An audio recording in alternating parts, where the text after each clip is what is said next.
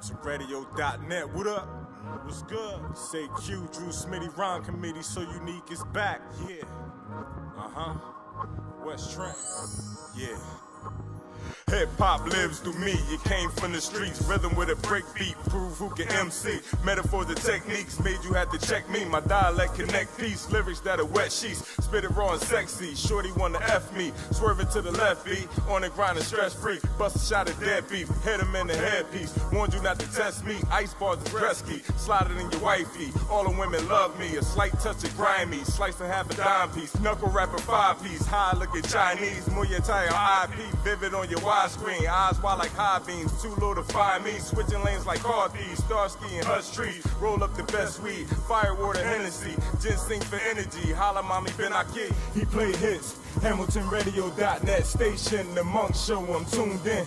He play hits. HamiltonRadio.net station, the Monk Show. I'm tuned in. He play hits. HamiltonRadio.net station, the Monk Show. I'm tuned in.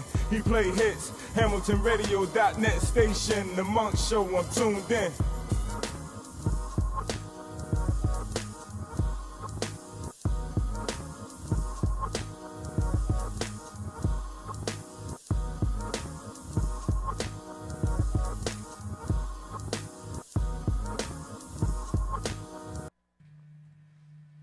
Live?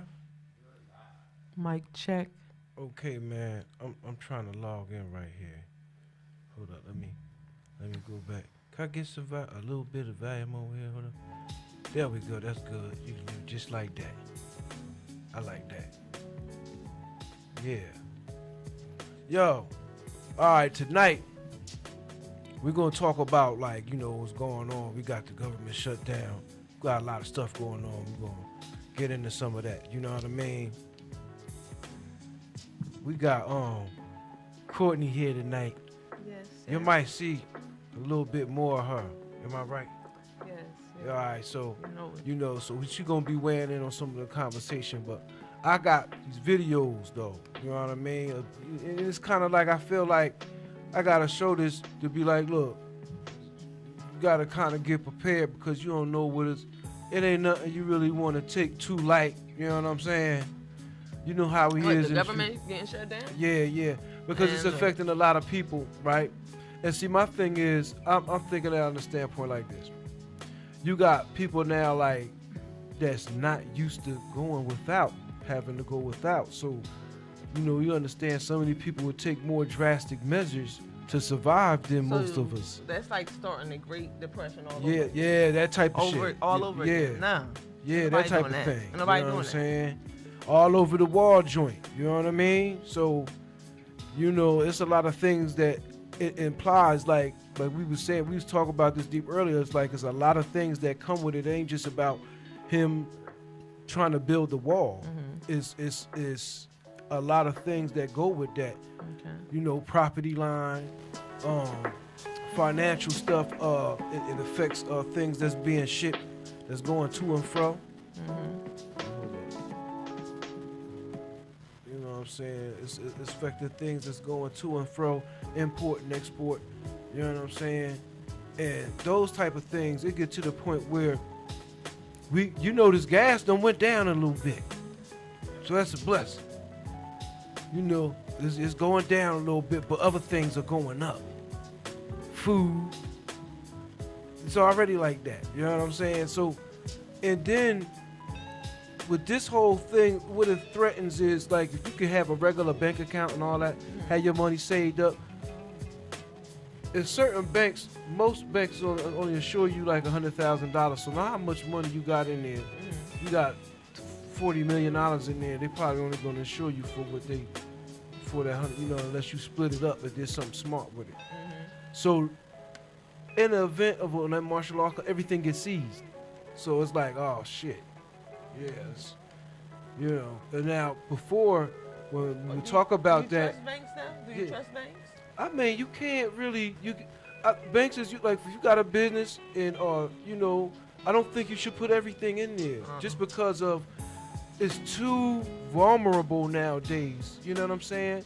And even with this looming, you put in there, you pay your bills. A lot of people, they make it convenient for you to pay your bills online, which is cool. But I'm saying, like, at this point, you know what I mean? Because that's why I'm going to show y'all these videos, yo. Like, and I always like to give shout outs like to the videos I play, you know, let them get some shine too.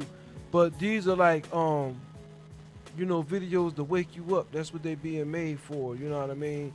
And like, yo, it's not always the personal how, you know, anybody in this studio feels about the particular thing, but I'm trying to present to you what it is. Not for what you know what I mean? Don't take none of this personal. Even this video we about to show, take no, like, this is what but it's good information. You know what I mean? We're going to give our own opinion on it, and we're going to sit back and think on it, right? We got some time. Hey, we chilling though. Word. And I like how the year's starting off. It's real smooth. Word. I like to drink this more often. Hey, we gotta have a toast right quick. We getting ready to go into this first video, man. Yeah. A great one. A great year. Great. It's gonna be a good year. Great. All right. The first video we got lined up is what's the what is it? 60 seconds to ride or 60 days to riots. So sit back. I'll be right back with you, and we're gonna talk about it.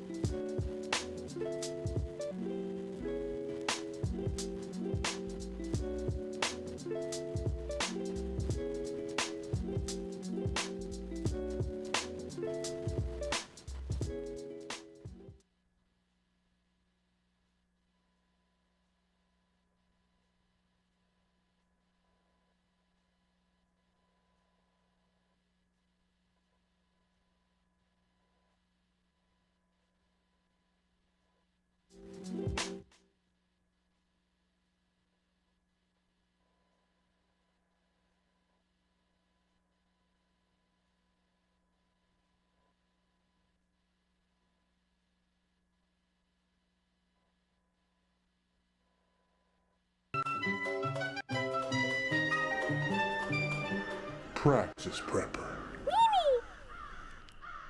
everybody, this is Praxis, and in this video I wanted to talk about something that could become a real problem for real people really soon, and that is a access to food crisis that could be looming in the very near future, within the next 60 days or so.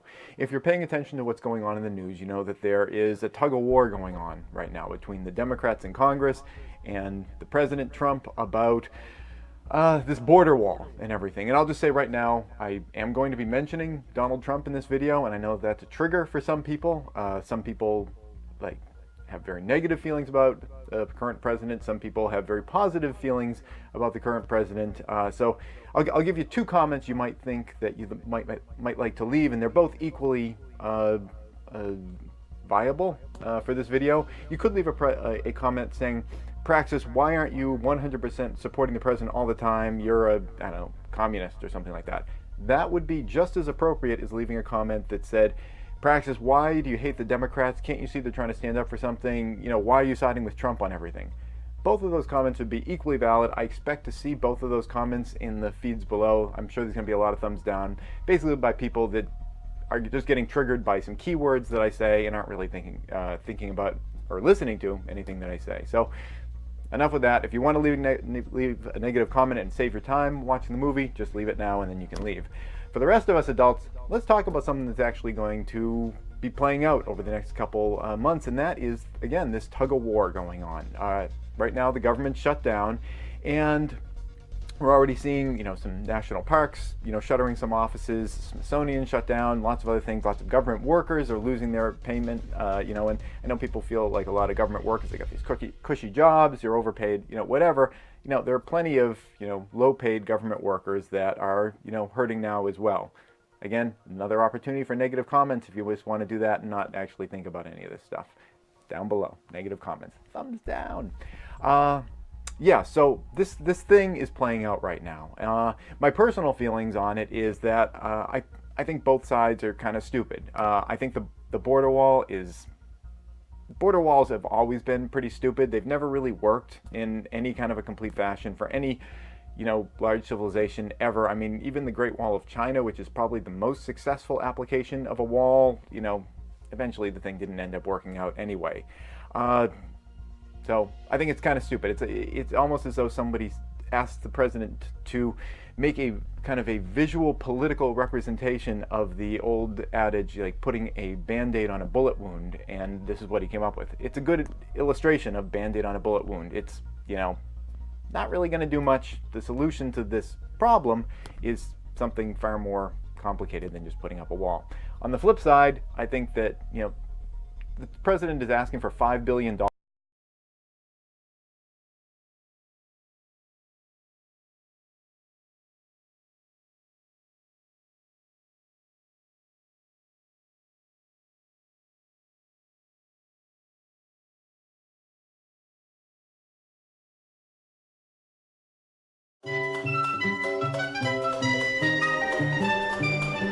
Praxis Prepper. Hey everybody, this is Praxis, and in this video I wanted to talk about something that could become a real problem for real people really soon, and that is a access to food crisis that could be looming in the very near future, within the next 60 days or so. If you're paying attention to what's going on in the news, you know that there is a tug-of-war going on right now between the Democrats in Congress and the President Trump about this border wall and everything. And I'll just say right now, I am going to be mentioning Donald Trump in this video, and I know that's a trigger for some people. Some people have very negative feelings about the current president. Some people have very positive feelings about the current president. So I'll give you two comments you might think that you might like to leave, and they're both equally viable for this video. You could leave a comment saying, Praxis, why aren't you 100% supporting the president all the time? You're a, I don't know, communist or something like that. That would be just as appropriate as leaving a comment that said, Praxis, why do you hate the Democrats? Can't you see they're trying to stand up for something? Why are you siding with Trump on everything? Both of those comments would be equally valid. I expect to see both of those comments in the feeds below. I'm sure there's going to be a lot of thumbs down, basically by people that are just getting triggered by some keywords that I say and aren't really thinking about or listening to anything that I say. So enough with that. If you want to leave a negative comment and save your time watching the movie, just leave it now and then you can leave. For the rest of us adults, let's talk about something that's actually going to be playing out over the next couple months, and that is, again, this tug of war going on. Right now, the government's shut down, and we're already seeing, some national parks, shuttering some offices, Smithsonian shut down, lots of other things. Lots of government workers are losing their payment, and I know people feel like a lot of government workers, they got these cushy jobs, they're overpaid, whatever. There are plenty of, low-paid government workers that are, hurting now as well. Again, another opportunity for negative comments if you just want to do that and not actually think about any of this stuff. Down below, negative comments, thumbs down. Yeah, so this thing is playing out right now. My personal feelings on it is that I think both sides are kind of stupid. I think the border walls have always been pretty stupid. They've never really worked in any kind of a complete fashion for any large civilization ever. I mean, even the Great Wall of China, which is probably the most successful application of a wall, eventually the thing didn't end up working out anyway. So I think it's kind of stupid. It's almost as though somebody asked the president to make a kind of a visual political representation of the old adage, like putting a Band-Aid on a bullet wound, and this is what he came up with. It's a good illustration of Band-Aid on a bullet wound. It's, not really going to do much. The solution to this problem is something far more complicated than just putting up a wall. On the flip side, I think that, the president is asking for $5 billion. That's a lot of money to you or me, but to the government, I mean, I know the military spent $5 billion on a toilet seat from time to time. $5 billion in the scheme of the government is not a huge thing.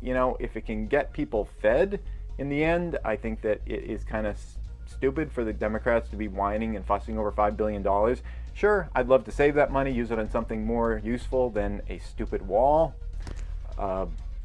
Especially in this day and age when we have like high-tech gadgets like ladders and things like that. So I think it's stupid to get all fussy about $5 billion in the scheme of the national government. So I think the whole thing, it's theater, it's posturing. I imagine that President Trump knows that the wall is kind of a stupid idea too.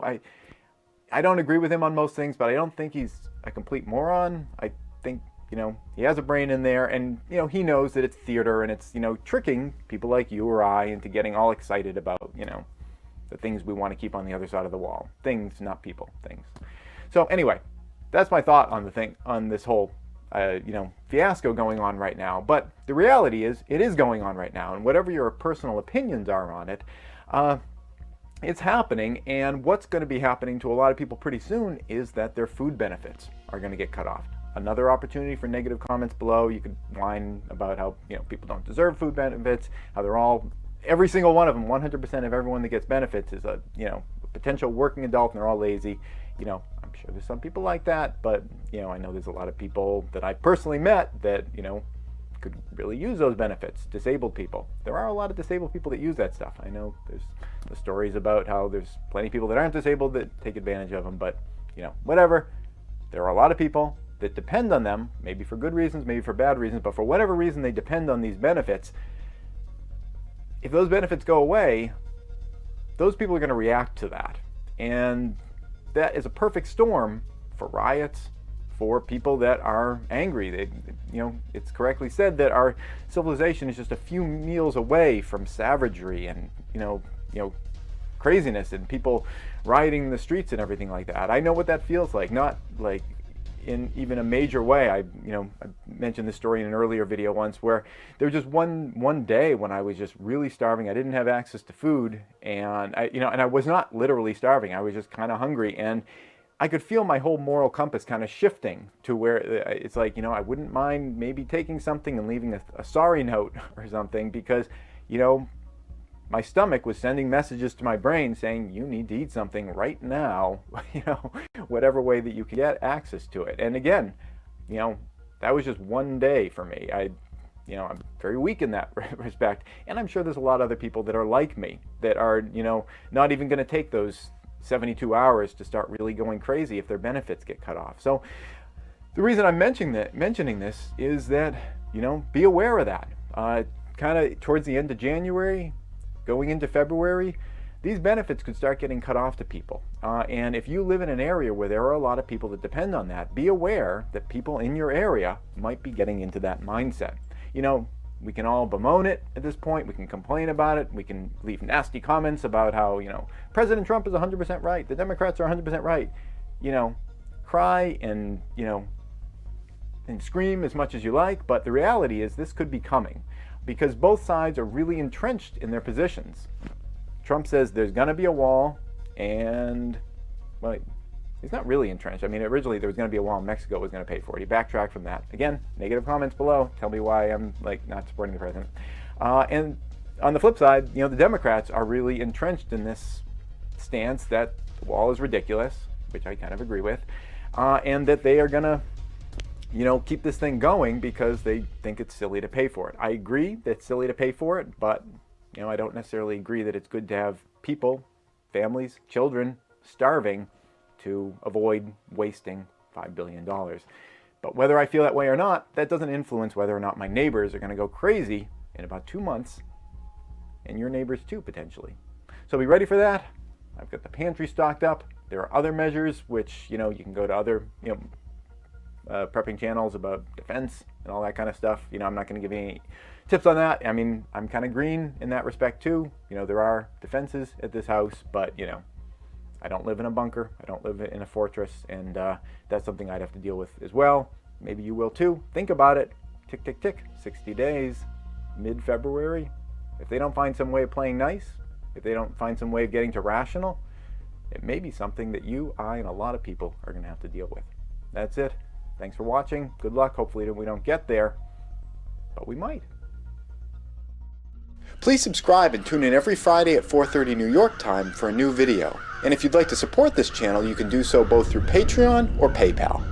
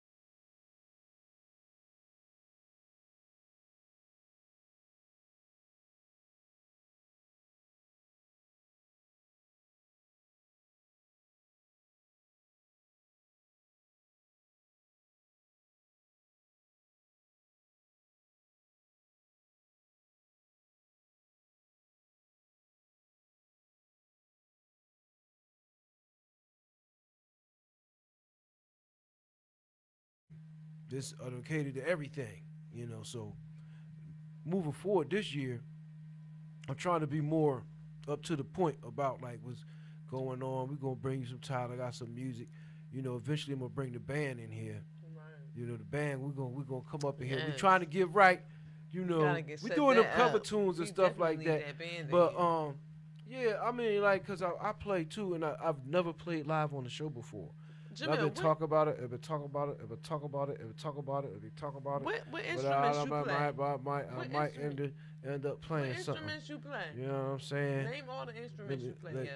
Let me see something right quick. Jamil. Okay. What about you? Name all the instruments you play. Drums. What else? Yeah, all the stuff. Piano, yeah, all the stuff. what Yeah, else? all that good stuff. Hey, Ruby, give me a little volume on this joint. Yeah, there you go. That's what I needed right there, man. You know what I'm saying? Shout out to Chill Hop Music, man. I fucks with y'all shit. You know what I'm saying? And just like my background music and stuff, aside from my own shit I play. You know, it has all different assortments, so it all sound like stuff that I do anyway. So yeah, I love y'all cats for that, man. And we just give people promotion. You know what I'm saying?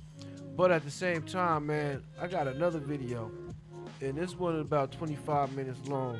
It's along the lines of what you just seen, so you know we get deep. All these videos could be found on YouTube, but my thing is the timing, because you know. I like to be, you know, for people that watch this, you go check this out later on, whatever, you'll see something, you know what I mean? And wanted to open you up to a couple things, like to put you on point. And this is like to my people, this like, you know, as far as the Facebook and everything and the things going out to the world, it's like, okay, most people know about this thing. You know, anything you see on YouTube, a lot of times is already viewed a lot, or, you know, people got the gist, but some videos aren't, you know? But for the fact that it's there, you can blow it up. So that's like promotion. You want to create a stream of where you're using your podcast to promote somebody else's podcast. Your podcast could blow them up. Their podcast could blow you up. You never know. Hey, we got that video queued up, man? Okay. What's the name of it? 'Cause I can't see it. What's the name of it?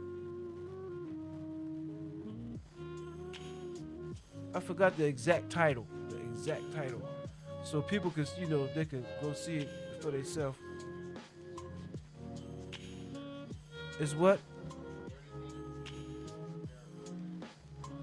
Okay, this is 30 things you should do to prepare for imminent collapse. And, you know, like I'm saying, this ain't just for people in the hood. This is for wherever you at on the earth, because this going out all around the world. But in the United States right now, people feeling it, man. A lot of people ain't get their checks, yo. Fucked up. Right now, we sitting here chilling. The cats ain't get their check. Wow. All the federal workers, man, look. It was on the news. You ain't see it. I should find a clip or something. It was on the news. That lady on there, one of the ladies on there, she's like, you know, they can't pay the mortgage. You can't go to the hospital because you don't know if your insurance is covering anything. Just like that, no warning, just boom.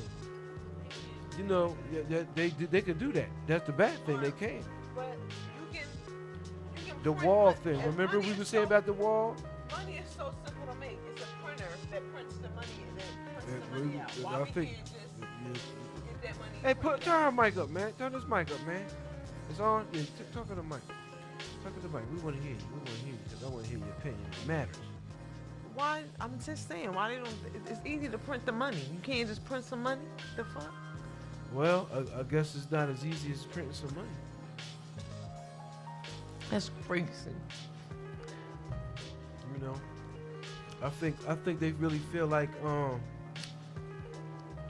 people not really with Trump on this. You see that? It seems like you've seen it open defiance on news reports and stuff like that. But he just adamant. He got the rank right now to be like, and you know, it's a lot of mixed messages in that. So, but the point is, they can freeze a lot of stuff through the executive orders. So the executive orders is through the martial law thing, and because of that, that's an excuse. Like, all right, he's declaring state of emergency. As far as like, okay, people being invaded, just like any other country. But most of us not looking at it when it helps so much, but not really prepared for the bad that can come with it, because it could change your hood too. You know, you should want to be community oriented and know who live around your neighborhood. That's what you have gatherings for and block parties. You know, we need more often so you get to know your neighborhood, who's there. You know what I'm saying? But if you have a different type of crowd whose family values is like, they're, you know, they don't, you know, they don't value life like you value life. So that's the thing. You know what I'm saying? We gotta be with people who value life like you value life, because you got too many people. You know, we spoiled over here. We very, you know, people don't really realize it. You go to these other countries, if you get stranded over there or something, you go, you know what I mean, something happened, you're going to go through some extreme shit. And I got stranded in the Bahamas before, son. You know what I mean? Yeah, I got stranded in the Bahamas I would have before. been happy like I that. mean, nah, not really. No, it's the side of the island. It's the side of the island where it's dark and it's a shanty town. And they had criminals like, no, they don't, like, you can get got. Like, something can happen to you. How you get stranded though? My dad had a trip for his job. He was working at Bob's Big Boy at the time. And the trip was paid for in America. You know, as far as Miami, we went to Fort Lauderdale, this nice hotel. And back then, they had the little keys, the little, it looked like a credit card. That's how you open the door. You know what I'm saying? But it before there was just before it looked like a regular credit card, it had all these little holes and stuff on it. They was doing that, you know, sequential locks and some shit like that. But anyway, we got over to the island, and we had to end up having to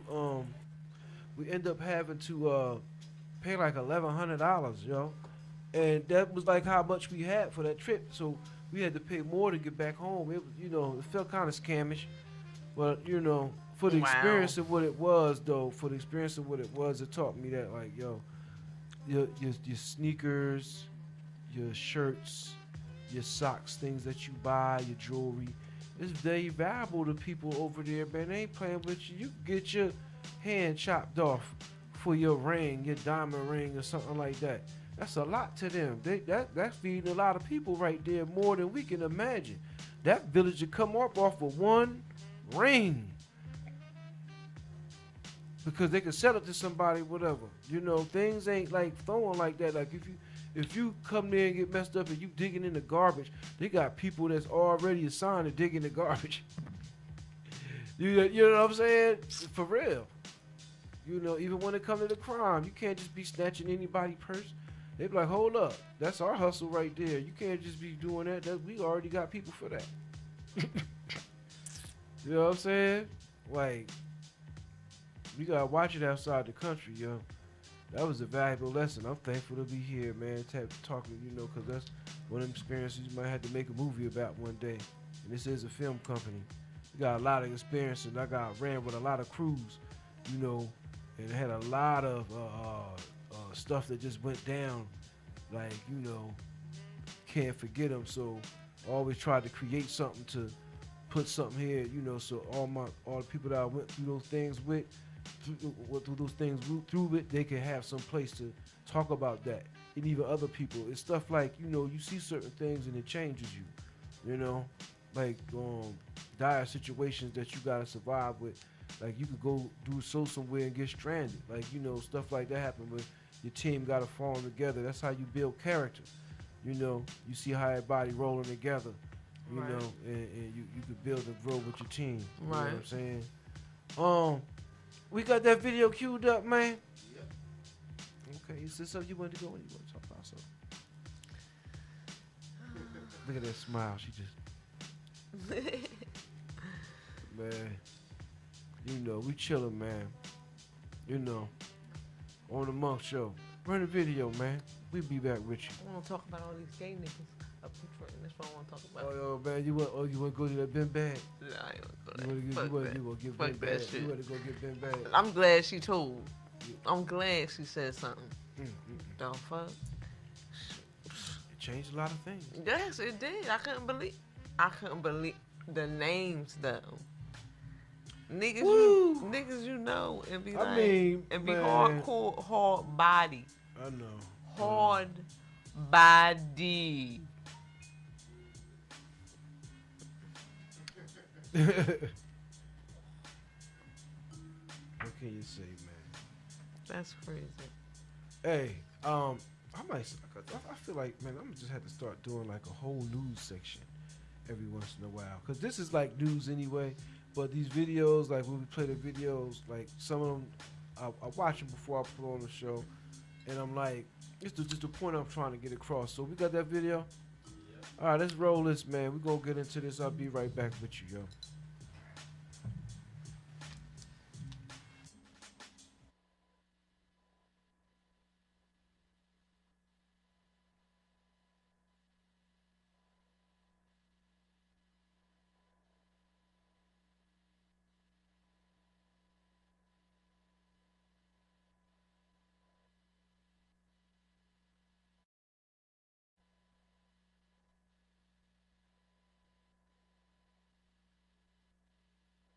The simple message is the economy is doing well. We have confidence in the robustness of the economy and its resilience to shocks. It's performed well over the last several years. We've created, since the trough in employment after the financial crisis, around 16 million jobs. The unemployment rate has moved way down, and many more people feel optimistic about their prospects. The simple message is the economy is doing well.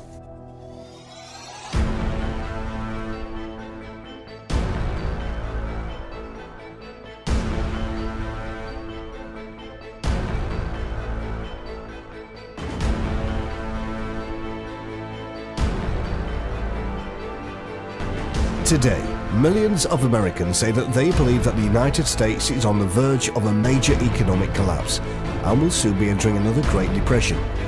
But only a small percentage of those same people are prepared for that to happen. We are in a big, fat, ugly bubble.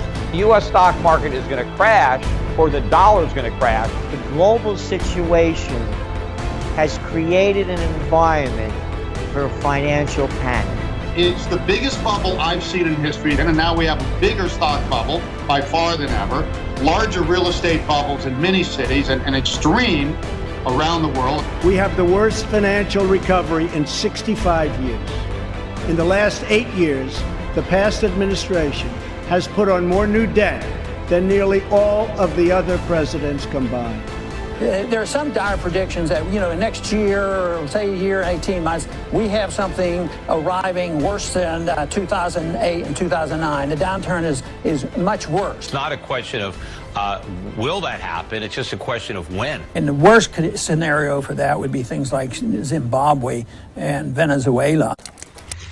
The sad truth is that the vast majority of Americans would last little more than a month on what they have stored up in their homes. Most of us are so used to running out to the supermarket or to Walmart for whatever we need that we never even stop to consider what would happen if suddenly we were not able to do that. Already, the US economy is starting to stumble about like a drunken frat boy. When the economic collapse occurs, it will happen quickly. No one will predict it. That's because the signs of imminent collapse are difficult to see. For example, the US economy nearly collapsed on September 17, 2008. That's the day panicked investors withdrew a record $140 billion from money market accounts. That's where businesses keep the cash to fund day-to-day operations. If withdrawals had gone on for even a week, the entire economy would have halted. If the US economy collapses, you will not have access to credit. Banks will close. That means high demand and low supply of food, gas, and other necessities. If the collapse affects local governments and utilities, then water and electricity will no longer be available. As people panic, self-defense becomes more important. When that happens, things are going to get desperate for many people. And desperate people are known to do desperate things. Expect several suicides. Expect several to turn to violent crime. And that includes street gangs and those who already employed as career criminals. With police spread thin and short-handed, street gangs and career criminals are about to have a heyday, taking whatever they want from whoever they can. All it would take for the entire US to resemble New Orleans after Hurricane Katrina would be for a major war, a terror attack, a deadly pandemic, or a massive natural disaster to strike at just the right time to push the teetering US economy over the edge. So just how would you survive if you suddenly could not rely on the huge international corporate giants to feed, clothe, and supply you and your family? Do you have a plan? Unless you already live in a cave, or you are a complete and total mindless follower of the establishment media, you should be able to see very clearly that our society is more vulnerable now than it has ever been. Unprecedented number of large earthquakes around the world, and volcanoes all over the globe are awakening. You could just take a look at what happened to Haiti and in Iceland to see how devastating a natural disaster can be. Not only that, but we have a world that is full of lunatics in positions of power. And if one of them decides to set off a nuclear, chemical or biological weapon in a major city, it could paralyze an entire region. War could erupt in the Middle East at literally any moment, and if it does, the price of oil would double or triple at least. And there is a possibility that much of the entire world could be drawn into this conflict. Scientists tell us that a massive high-altitude EMP blast could send large portions of the United States back to the Stone Age in an instant. In addition, there is a constant threat that the outbreak of a major viral pandemic, such as what happened with the could kill tens of millions of people around the globe and paralyze the economies of the world. But even without all that, the truth is that the US economy is going to collapse. So just think of what will happen if one or more of those things does happen on top of all the economic problems that we are having. Are you prepared? The following is a list of 30 things that you and your family will need to survive when the economy totally collapses and the catastrophic disaster begins. 1. Keep some cash at home. This goes along with the previous point. While it is not wise to keep all of your money at home, you do want to keep some cash at hand. If there is an extended bank holiday, or if a giant burst from the sun causes the ATM machines to go down, you want to be able to have enough cash to buy things that your family need. Just ask people of Cyprus how crippling a bank holiday can be. One way to keep cash secure at home is by storing it in a concealed, safe place. 2. Get out of debt. A lot of people seem to assume that the economic collapse would wipe out all debts, but that will probably not be the case. In fact, if you are in a tremendous amount of debt, you will be very vulnerable if the economy collapses and you are not able to find a job. Just ask the people who were overextended and lost their jobs during the last recession. So please, get out of debt. Many debt collectors are becoming increasingly ruthless. In many areas of the country, they are now routinely putting debtors into prison. You do not want to be a slave to debt when the next wave of economic collapse strikes. 3. Gold and silver. In the long term, the US dollar is going to lose a tremendous amount of value and inflation is going to absolutely skyrocket. That is one reason why so many people are investing very heavily in gold, silver, and other precious metals. All over the globe, the central banks of the world are recklessly printing money. Everyone knows that this is going to end very badly. In fact, there is already a push in more than a dozen US states to allow gold and silver coins to be used as legal tender. Someday, you will be glad that you invested in gold and silver now, while their prices were still low. 4. Move away from the big cities if possible. For many people, this is simply not possible. Many Americans are still completely and totally dependent on their jobs. But if you are able, now is a good time to move away from the big cities. Where the next major economic downturn strikes, there will be a rioting and a dramatic rise in crime in the major cities.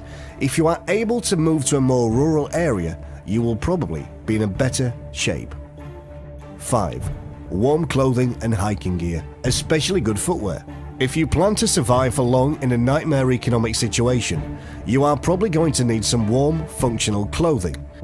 If you live on a cold climate, this is going to mean storing up plenty of blankets and cold weather clothes. If you live in an area where it rains a lot, you will need to be sure to store up some rain gear.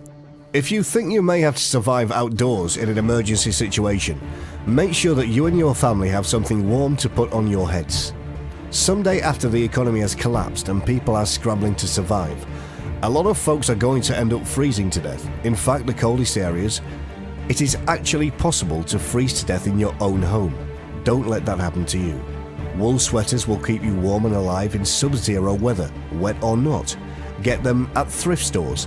Military are the best. 6. Hiking boots or comfortable shoes as shelter. When you ask most people to list things necessary for survival, this is not the first or the second thing that comes to mind, but having hiking boots or very comfortable and functional shoes will be absolutely critical.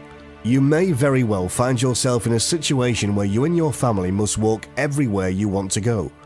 So how far do you think you will get in high heels? You will want footwear that you would feel comfortable walking in for hours if necessary. You will also want footwear that will last a long time, because when the economy truly collapses, you may not be able to run out to the shoe store and get what you need at that point. 7. Survival gas mask. It's that one piece of survival gear we always associate with chaos, war, terror, and mass destruction. Events where the air we breathe is not safe, where air is toxic, where air is deadly, and the world as we know it is officially over.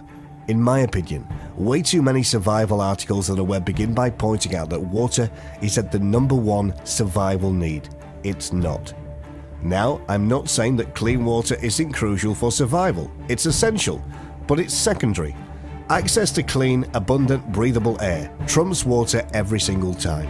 Why?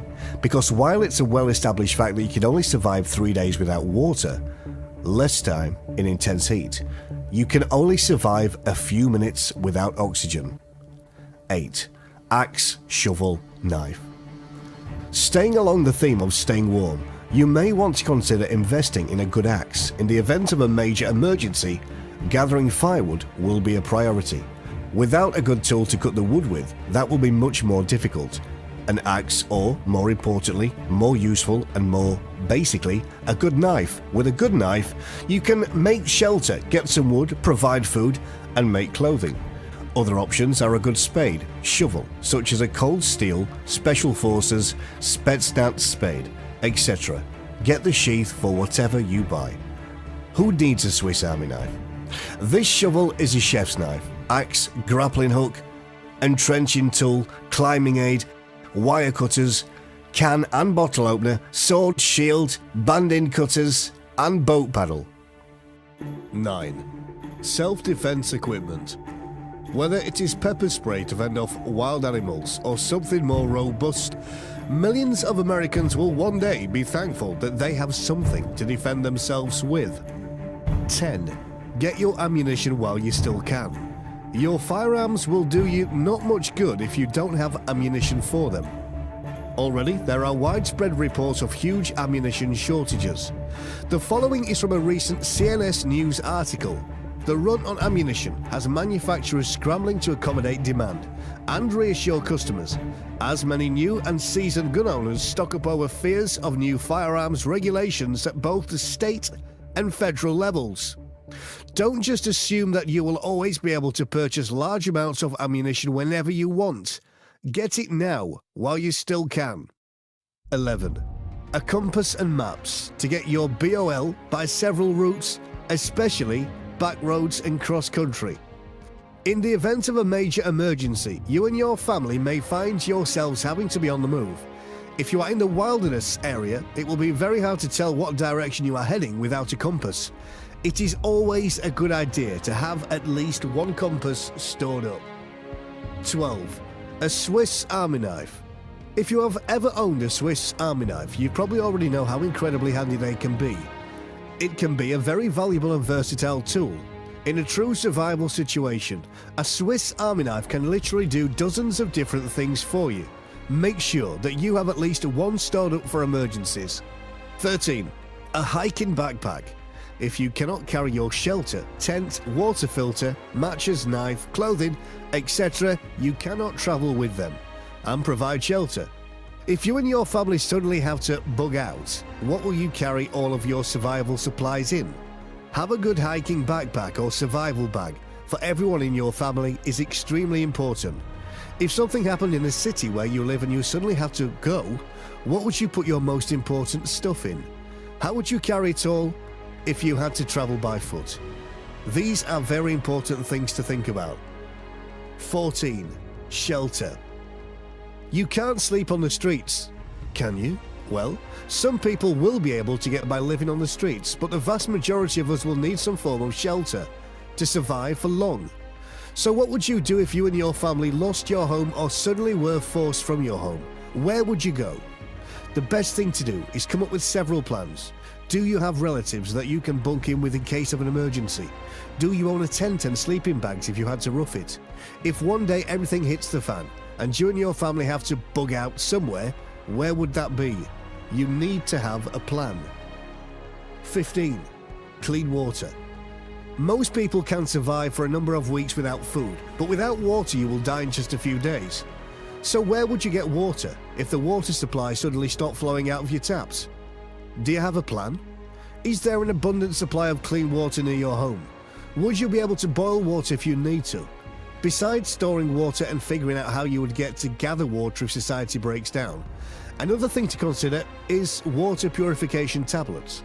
The water you are able to gather during a time of crisis may not be suitable for drinking, so you may find that water purification tablets come in very, very handy. Water filter bottles, pumps and gravity water filters are musts.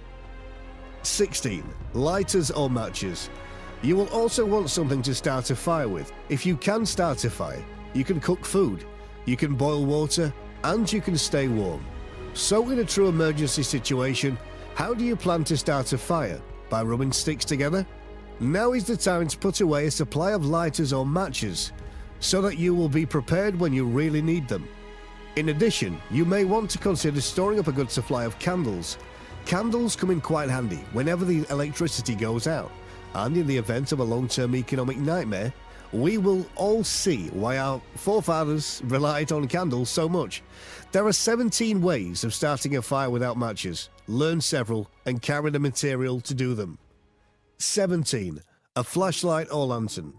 When the power goes off in your home, what is the first thing that you grab? Just think about it. A flashlight or a lantern, of course. In a major emergency, a flashlight or a lantern is going to be a necessity, especially if you need to go anywhere at night. Solar-powered or crank-style flashlights or lanterns will probably be best during a long-term emergency. If you have battery-powered units, you will want to begin storing up lots and lots of batteries. 18. Storing up food. A BOB and BOV should have 72 hours of food. Mountain Hose, granola, PBJ nuts, sunflower seeds, etc. Food is going to instantly become one of the most valuable commodities in existence in the event of an economic collapse. If you do not have food, you are not going to survive. Most American families could not last much longer than a month on what they have in their house right now. So what about you? If disaster struck right now, how long could you survive on what you have? The truth is that we all need to start storing up food. If you and your family run out of food, you will suddenly find yourselves competing with the hordes of hungry people who are looting the stores and roaming the streets looking for something to eat. Of course, you can grow your own food, but that is going to take time. So you need to have enough food stored up until the food that you plan to grow has time. But if you have not stored up any seeds, you might as well forget it. When the economy totally collapses, the remaining seeds will disappear very quickly. So if you think you are going to need seeds, now is the time to get them. 19. Learn to grow your own food. This is a skill that most Americans possessed in the past, but that most Americans today have forgotten. Growing your own food in a way to become more independent of the system, and it is a way to get prepared for what is ahead. 20. A first aid kit and other medical supplies. One more serious note, you may not be able to access a hospital or a doctor during a major crisis. In your survival supplies, be absolutely certain that you have a good first aid kit and any other medical supplies that you think you may need. 21. Stock up on vitamins. A lot of preppers do not think about this either, but this is very important. These days, it is becoming increasingly difficult to get adequate nutrition from foods that we eat. That is why it is very important to have an adequate store of vitamins and other supplements. 22. A radio. If a major crisis does hit the United States, what will you and your family want? Among other things, you will all want to know what in the world is going on. A radio can be an invaluable tool for keeping up with the news. Once again, solar-powered or crank-style radios will probably work best for the long run. A battery-powered unit would work as well, but only for as long as your batteries are able to last. 23. Communication equipment. When things really hit the fan, you are going to want to communicate with your family and friends. You will also want to be able to contact an ambulance or law enforcement if necessary. Having an emergency cell phone is great, but it may or may not work during a time of crisis. The internet also may or may not be available. Be sure to have a plan, whether it be high-tech or low-tech, for staying in communication with others during a major emergency. 24. Personal hygiene items. While these may not be absolute essentials, the truth is that life will get very unpleasant very quickly without them. For example, what would you do without toilet paper? Just think about it. Imagine that you just finished your last roll of toilet paper and now you can't get any more. What would you do? Solution? And a huge dollar saver is to use a lab irrigation bottle. Cost $10. And since most families spend $100 to $300 a year on toilet paper, it will pay for itself in a day or two and save you hundreds of dollars annually. Even if you buy one for every member, you are still hundreds ahead. The truth is that soap, toothbrushes, toothpaste, shampoo, toilet paper, and other hygiene products are things that we completely take for granted in society today. So, what would happen if we could not go out and buy them any longer? 25. Don't forget the special needs of your babies and your pets. Young children and pets have special needs. As you store supplies, don't forget about the things that they will need as well. 26. A sewing kit. If you were not able to run out and buy new clothes for you and your family, what would you do? Well, you would want to repair the clothes that you have and make them last as long as possible. Without a good sewing kit, this will be very difficult to do. 27. Extra gasoline. There may come a day when gasoline is rationed or is simply not available at all. If that happens, how will you get around? Be certain to have some extra gasoline stored away just in case you find yourself really needing to get somewhere someday. 28. A backup plan. This is really your first step and priority. Have backup plans to get your BOL. Lastly, it is always important to have a backup plan for everything. If someone comes in and steals all the food that you have stored up, what are you going to do? If travel is restricted and you can't get your bug out location immediately, do you have a plan B? If you have built your house into an integral survival fortress, but circumstances force you to leave, do you have an alternative plan? The truth is that crisis situations rarely unfold just as we envision. It is important to be flexible and to be ready with backup plans whenever disaster strikes. You don't want to end up like the folks in New Orleans after Hurricane Katrina. You don't want to have to rely on the government to take care of you if something really bad happens. 29. A community. This is basically your goal. Travel as a community or end up in a community as your BOL. During a long-term crisis, it is those who are willing to work together that will have the best chance of making it. Whether it is your family, your friends, a church, or a local group of people that you know, make sure that you have some people that you can rely on and work together within the event that everything hits the fan. Loners are going to have a really hard time of surviving for long. 30. Keep your prepping to yourself. Do not go around and tell everyone in your area where you live about your prepping. If you do, then you may find yourself overwhelmed by visitors when everything falls apart. And please do not go on television and brag about your prepping to a national audience. Prepping is something that you want to keep to yourself, unless you want hordes of desperate people banging on your door in the future. Sadly, most Americans still have blind faith that our leaders actually know what they are doing and will be able to fix things. Most Americans still are convinced that everything is going to be just fine. And of course, the mainstream media does all they can to reinforce faith in the system. Right now, the US Strategic Grain Reserve contains only enough wheat to make half a loaf of bread for each of the approximately 300 million people in the United States. How long do you think that is going to last? Now is the time to get ready. Now is the time to prepare. The United States economy is going to collapse, and incredibly hard times are coming. Will you be able to survive it when it happens? If you are watching this video, that means that you are probably much more awake than the average American is. Please get prepared while you still can. A great storm is coming, and time is quickly running out. For those of you with loved ones in other states, areas of the country, send this on to them. Send this to concerned friends and family who live in unsafe areas of the country, within 50 to 100 miles of cities, coasts, borders. So do you have any points that you would add to the list above? Please feel free to post a comment with your thoughts below.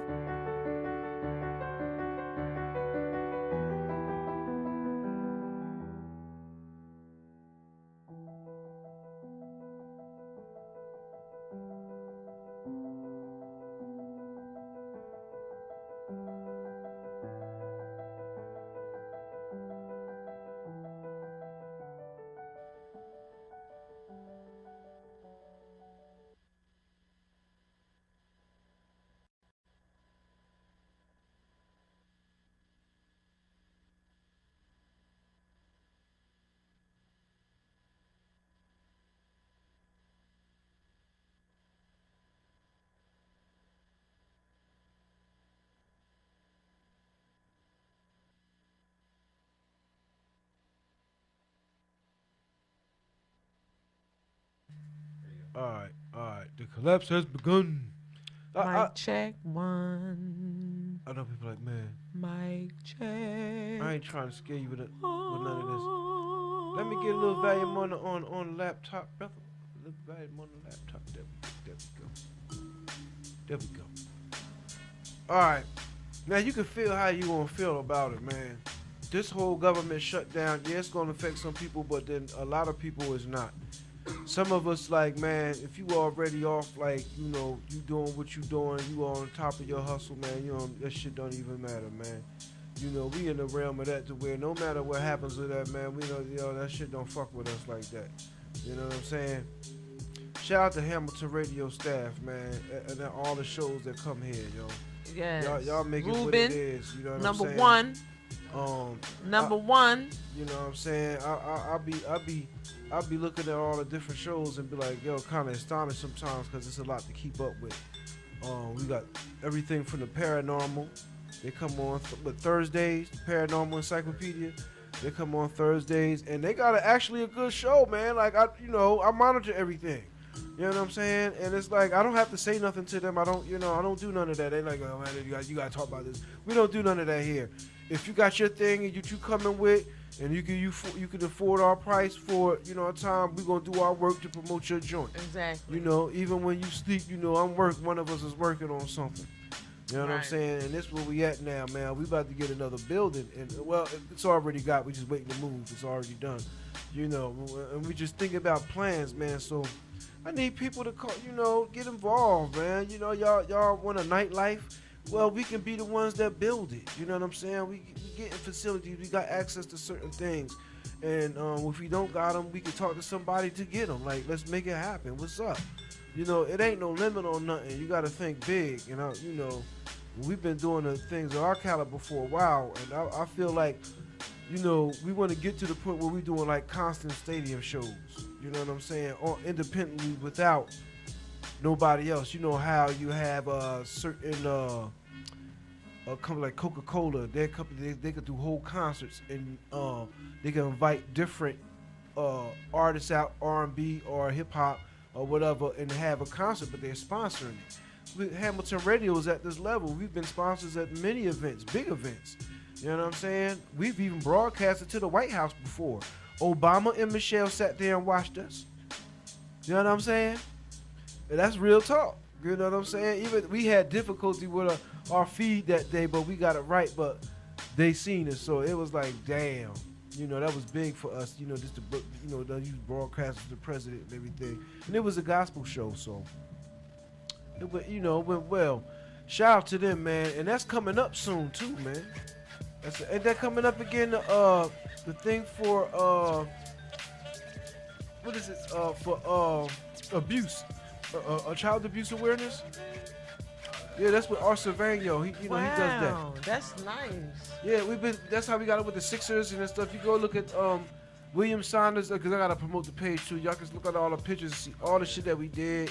Y'all can go to Hamilton. We gotta put them pictures up back with all the celebrities. We had like a lot of celebrities y'all grew up watching on TV. They've been here already, or they've been on one of the other shows.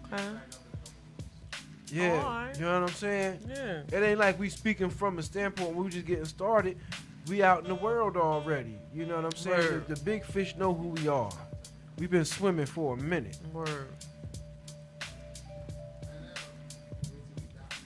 And well, all you do is chill with your feet kicked up in the the back. Radio game is kind That's of all like you do, Ruben. the radio game has become just like the rap game and everything else. You gotta sell yourself before somebody else, before the big heads invest in you.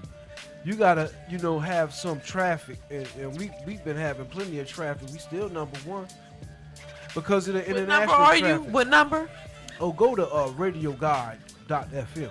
And what number are you? We're still number one. Oh, okay. One. All right. One. Say that again. The station itself, not just the show, but the station itself. Number one. But number one. Wow, number one. Over the AM and FM station. Look, man, a lot of people are trying to find ways to disprove that, but when you go to their charts, that's what Hey, you it is see what it is. Look it up. Google it. Google it. Google it. You know what I'm saying? I mean, but we use this site called how we got these stats is radioguide.fm. Okay. Now we don't necessarily have control of that site. That's somebody else. That's the national thing that they use for all the stations. Right. So they saying that. Okay. That's what And that's what counts. So that's what counts. That's It's like the Nelson ratings for the internet radio. You know what I'm saying? That's the best way I could put it. It's like Nelson ratings. But they record all the traffic, and we got people try to divert our traffic. We be having cyber wars up in this motherfucker. Hey man, we got the other video queued up, man. Huh? All right, we gonna get into this other video, man. You know what I'm saying? And y'all just gotta get prepared, man. We chilling on the Monk Show, man. It's 2019. I feel futuristic. Just feel like doing something different. I like this phone. Look at this shit. This shit got this little back on it, and it was this little thing. We're gonna have to have the difference between iPhone and Androids. I feel like iPhone, they dope, but you can't take the battery out, and you can't put the chip in, but they do all this other stuff they do. But the Android, it's all this customization. We're gonna have to do a whole nother show just on that, man. Hey, you ready? You got that video queued up, man? All right, man. Here we go. We'll be right back with you on the Monk Show. Still on.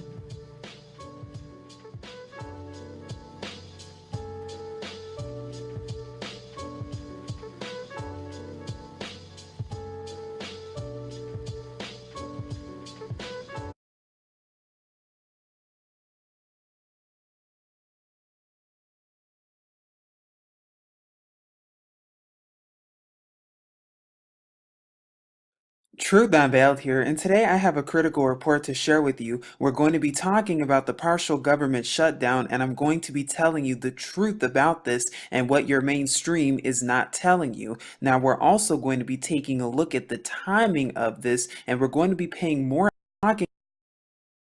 Truth Unveiled here, and today I have a critical report to share with you. We're going to be talking about the partial government shutdown, and I'm going to be telling you the truth about this and what your mainstream is not telling you. Now, we're also going to be taking a look at the timing of this, and we're going to be paying more attention to all of the timing of this and how this is coinciding with other major events that you probably did not know.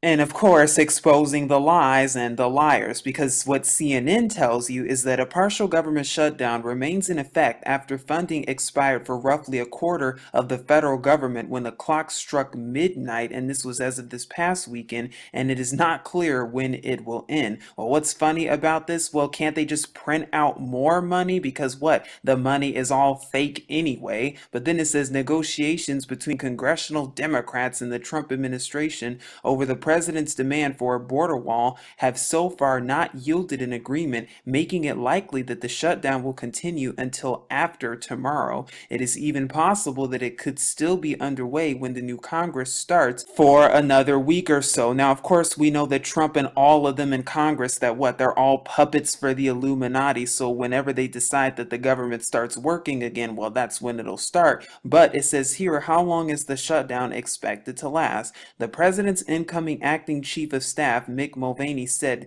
Sunday that, quote, it is very possible that the shutdown will go beyond the 28th and into the new Congress during an interview on Fox News Sunday. Now, of course, they're going to feed us their agenda that, oh, it's because of border security and building a wall, when they're the same puppets, the same story over and over and over again. Now, it's also interesting how this is said to be the third shutdown this year. Now, in this video itself, we're not going to go over too much of the actual shutdown, but rather we're going to focus more on the timing of it, because pay careful attention to all of this. Now, during a shutdown, certain national parks are said to be closed, along with certain federal government agencies also. However, pay careful attention how this occurred around the weekend, which is very important, because what does that remind us of? The X-Files season 10 premiere, that it will happen on a Friday, the weekend so-called, and not only that, but what, the same time as the holidays, because notice how they're coinciding this with Christmas. And if you would like to learn more about that, please take a look in our description box below so you can learn more about it. So it's around the same time as that, and then on top of that, it's also is occurring barely weeks after the power outage report was announced, and we're going to be going over that one more time. Why? Because this is all a test. What are they getting ready for? Remember the shadow government and the continuity of government should it shut down? Could this just be preparation before the real one, along with their power outages, and not just any power outages, catastrophic power outages? Illuminati puppets playing their roles. But then, according to a USA Today report, it also says that the shutdown takes place during an especially chaotic time in the Trump administration, including the resignation of the defense secretary after Trump announced withdrawal of U.S. troops from Syria, a plunging stock market, and by the way, the stock market, all of that is planned and controlled ahead of time, and that's just as fake as monopoly dollars too, just like your dollar bills, and Trump attacks on Federal Reserve chairman. Because all they do is print out the money ahead of time. It's all a controlled opposition, it's all controlled, and it's all a controlled shutdown too.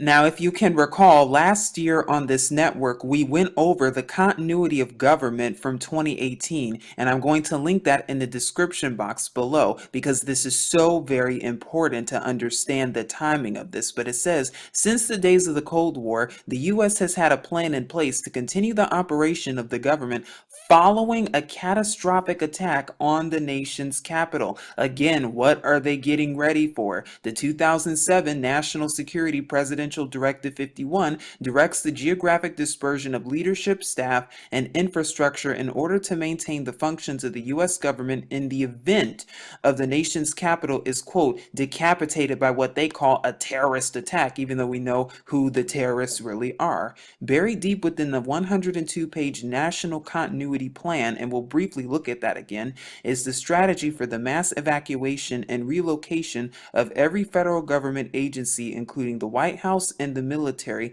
in response to an exceptional catastrophic event within the national capital region. Well, didn't your government just recently announce catastrophic power outages this month? Then it says each agency is required to have a detailed continuity of operations plan or a COOP in place.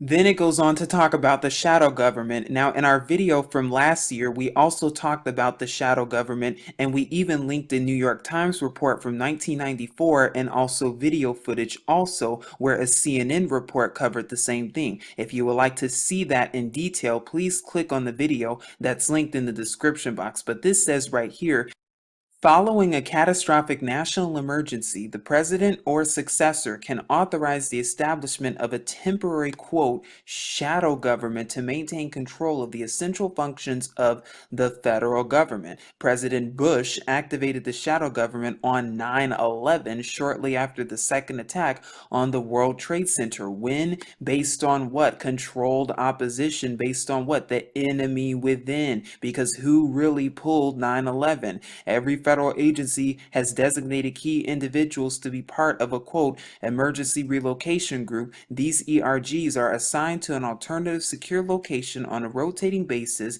and are ready to take over the duty of supporting the national essential functions of this nation in an emergency. Why is your nation so quaint on preparing for national emergencies and preparing you for them too? Preparing your mind, preparing you mentally, preparing you physically, and preparing you even financially too for these things. Why is this the case? What do they know? What are they getting ready for? Because then they go over the COGCON level, as we've gone over before, the continuity of government readiness condition system that establishes executive branch readiness levels based on possible threats to the national capital region. And they have 4 different levels right here. You can read them here on your own time. I'll link them, and we've gone over them before in our previous video. And then we have here the National Continuity Policy Implementation Plan, which is from Homeland Security Council that was done back in the summer of 2007. This report is about 100 pages, but you can go through it on your own time. We've gone over it before, but it talks about what? How your government and all your agencies are getting ready for what? A national continuity plan in case of a catastrophic event if it were to hit the nation.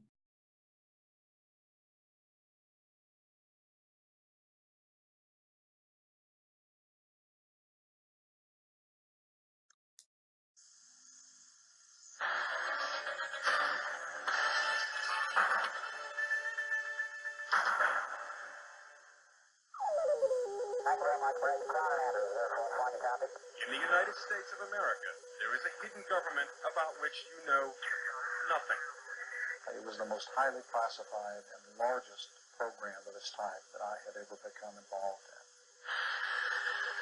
In the United States federal government, there is a super secret agency which controls this shadow government. Its name is so secret, it has never been made public before this broadcast. The federal agency directing the hidden government is so classified that most of the United States elected officials are unaware of its existence. If you go to members of Congress, if you go to key staffers on armed services or the intelligence committees, and you ask them about the COG program, they often look at you with a blank face. Within the hidden government, there is a secret plan which could make an unelected official outside the legal line of succession President of the United States. If a nuclear war begins. If a nuclear war begins. If a nuclear war begins. These individuals would have the right to virtually appoint a new government.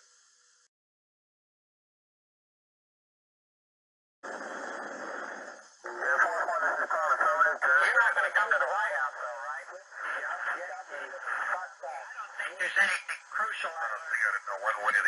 This is all that you might ever see of some of the United States' most secret, most expensive, and most important government programs.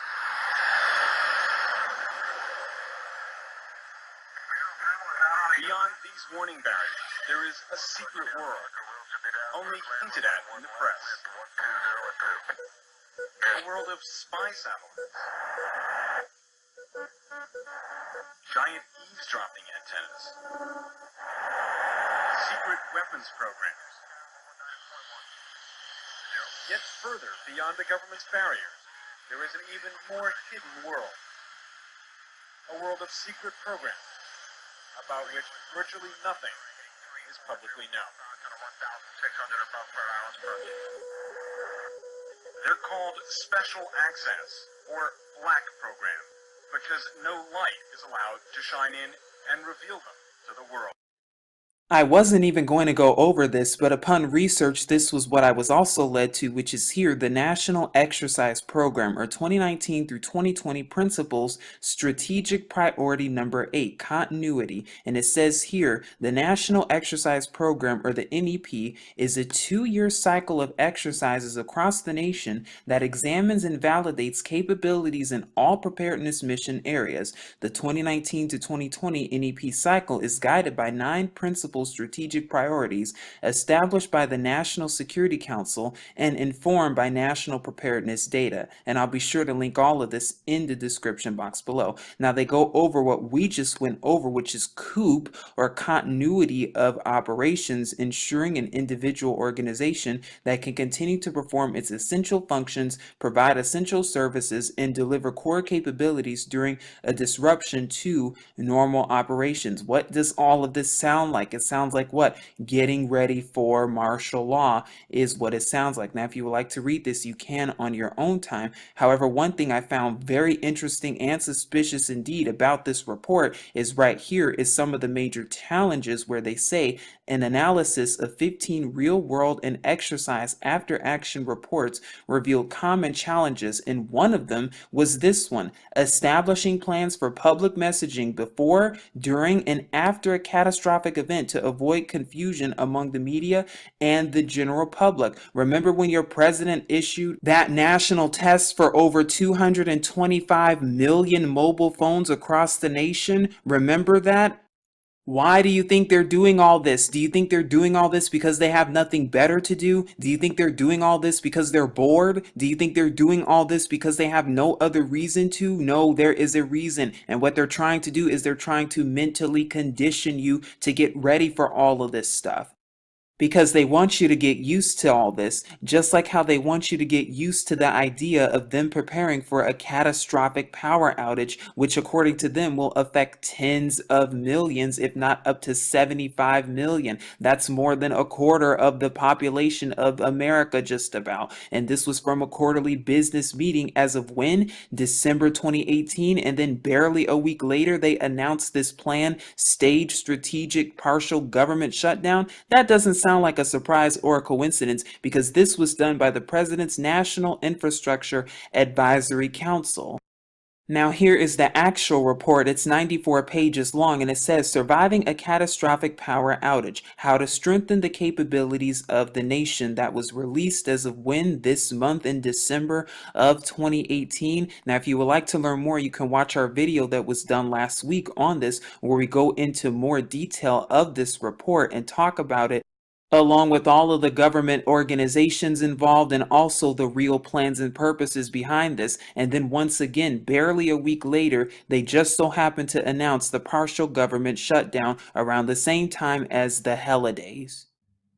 Then we went over the FEMA strategic plan, which was a 5-year plan by FEMA from 2018 through 2022, which provides a framework for supporting the U.S. before, during, and after disasters and improving the agency's execution of its fundamental mission of what they call helping people. Please, they're doing the exact opposite of that. And on this network, we've reported how many times of their different plans, of their different emergency drills, such as Gotham Freedom Shield, and etc. And their 3 goals is build a culture of preparedness. Once again, they want you to be ready for this. They want you to be mentally ready for all of this stuff when it happens so that you're already conditioned. Then the second one is what? Ready the nation for catastrophic disasters. And then the third one is reduce the complexity of FEMA. Again, the question is, what are they really getting ready for? Please seek Yahuwah and his true son Yahusha, because again, this is not a surprise or a coincidence. Everything that your government is doing, it's already been prepared, it's already been planned ahead of time, but you're prepared also. This is Truth Not Veiled here, saying as always, Shalom.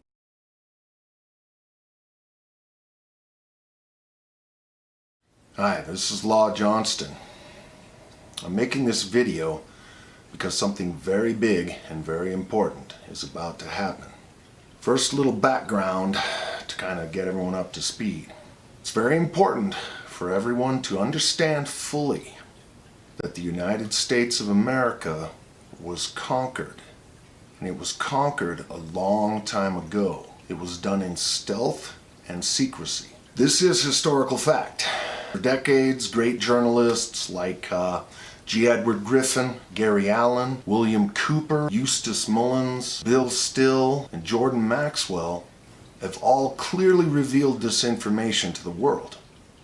The most critical element for conquering America was to control its currency and its banking system.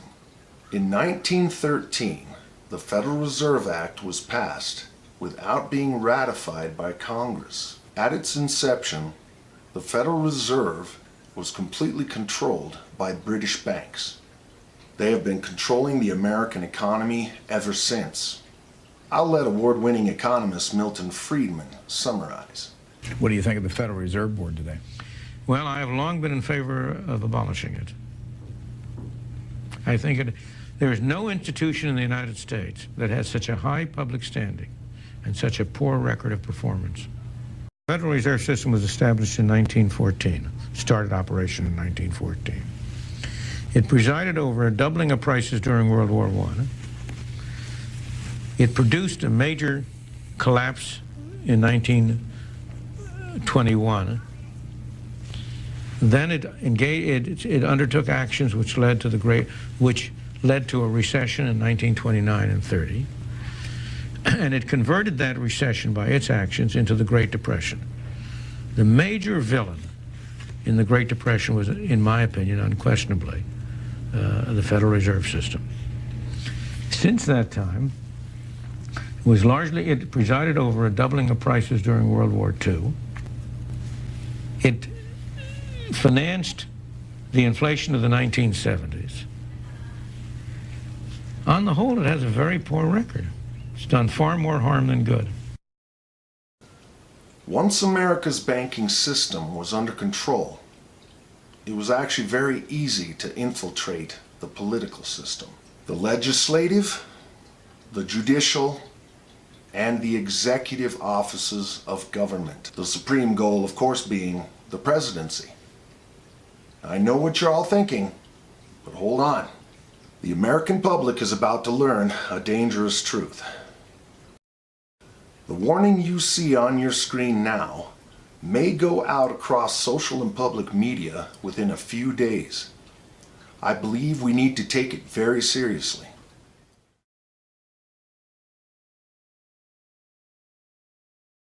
There is a very strong chance this operation will occur over the holidays, as people will all be in their homes, stores will be closed, and there will be minimal traffic. It is critical that people know about the possibility of martial law being temporarily implemented very soon. And it's also critical that you guys understand why this is happening. Pay close attention. A military intelligence operation of the largest scale has been underway for quite some time now. It is now in phase 5 of 5. Many of you recently received the emergency presidential alert system on your cell phones. This is what it's for. There are over 60,000 sealed indictments right now Many are for individuals in federal and local government, law enforcement, news media, entertainment, big industry, and big tech. We're about to see something unprecedented in the history of the world. We're going to have to really keep our cool. The purpose of this executive military action is to reclaim the legislative, judicial, and executive branches of the government, to restore the United States Constitution and the government itself to the people of the United States of America. A keystone of this operation is the Federal Reserve. In fact, the Rothschild Central Bank, the World Trade Organization, and the IMF are all coming down right now across the world. This is what's really happening in Europe. Every country has been given a unique opportunity to take back their sovereignty and nationalize their own bank. And I'll tell you what, they're taking this opportunity.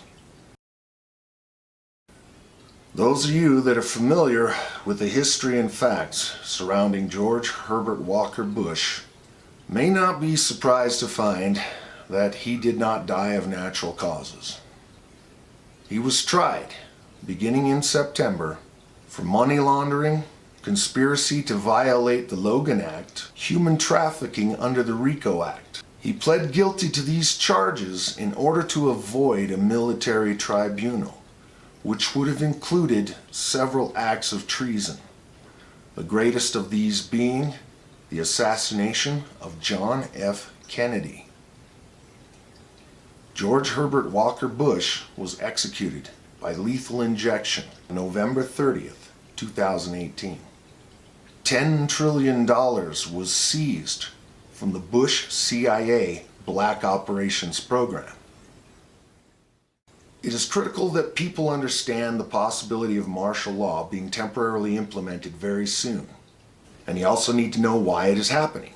All my sources indicate this is very real. If martial law has to be declared during this military operation, you will be informed by the emergency broadcast system. Just follow directions, try and stay out of the way. There will be a full disclosure to the people of the United States. In fact, all of this is being done right out in the open on the 4chan and 8chan networks. Thousands of civilians have been helping in this process. The operation is known as Q. Research what is happening and spread the information across your networks. Get your cameras ready. We may be able to document this. For everyone else, sit back and watch the show. Provisions are in place to keep the store market shelves stocked, to keep the utilities running, and to keep the economy running. Hold on tight. Our prayers have been answered. Our entire reality is about to change. God bless and Godspeed.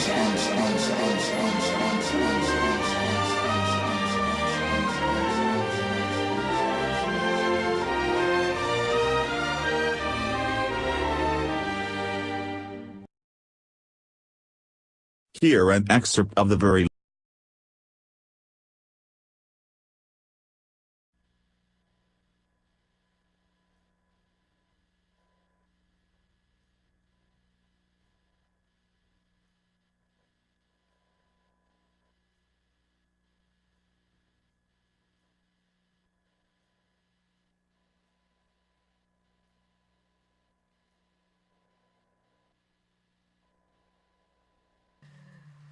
All right, we back live. Oh, can I get the laptop with it? Can I get my move back, man? Can I get my move back? There we go. There we go. Fantastic. Fantastic. So what y'all want to talk about? Like, Now, while the video was playing, we're talking about like what's the best plot to do the best spot to do a Ruben, party. what's this number, Ruben? Yeah, you can also the number call to call in. Yeah, you see, it's not on the screen. It's not on the screen. What is it? Call in 609-807-2492. Call in. You might have to type it in there. No, I'm talking about on her live. I'm talking about on her live on her phone. Listen.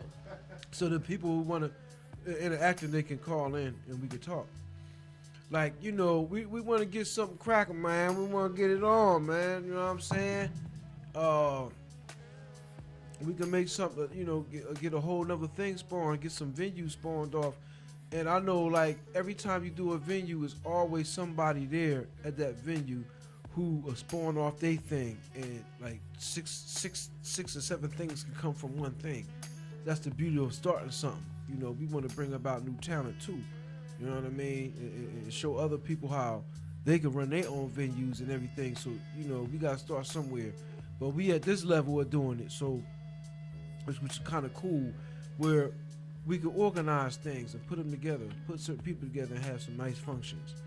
I'm looking for weekly stuff, like, you know, Hamilton Radio has its own network of a few thousand people already. You know, we could just do Hamilton Radio stuff. You know what I'm saying? And from people from Sunday to Friday, you know what I'm saying? We got our thing. I'm like really the only one on Friday. Gino has a thing he does every other Friday with a guy that comes on before my show. But pretty much from Sunday to Thursday, it's regular business hours. We take off on Saturdays, you know what I'm saying? But Sunday is the day. Okay. You know, Sunday is the day. Sunday is the day where, you know, we got a lot going on. Mondays, you know, Monday, Tuesday. It's a nice experience. And we adding on, we got new people coming. So we're the only station. This is why we're number one. We're the only internet radio station that has different shows like this. See, that's the niche. Other people, they just playing music. They don't have other people's shows on there. Oh, okay. You see what I'm saying? Right. We got other people that come through and have their thing and bring their flavor to it. Plus, we got different channels. Okay. So it ain't just about one thing. You're not bound by. You go to channel 1, we hear the main music, and then you go to channel 2 where most of the talk shows, and there's a VIP channel. You know, you get some hip hop and club and all that other stuff. You know what I'm saying? And we're lobby music all around the world. Hamilton Radio. Yeah, you gotta get on the mic, man. You gotta get on the mic though. Two new channels? You gotta get on the mic and say that people gotta hear you. You know what I'm saying? Ain't nobody can hear you though. Oh, you in the back. You in the back. Yeah, fuck all that. All right, come. Fuck all that shit, man. Turn that motherfucking mic on and speak up. You don't want to talk on the mic? Yeah, man. Mike, check your mic. Check your mic. Put this motherfucker on the spot. Let them know it's real. See, you be trying to clown me, but you know.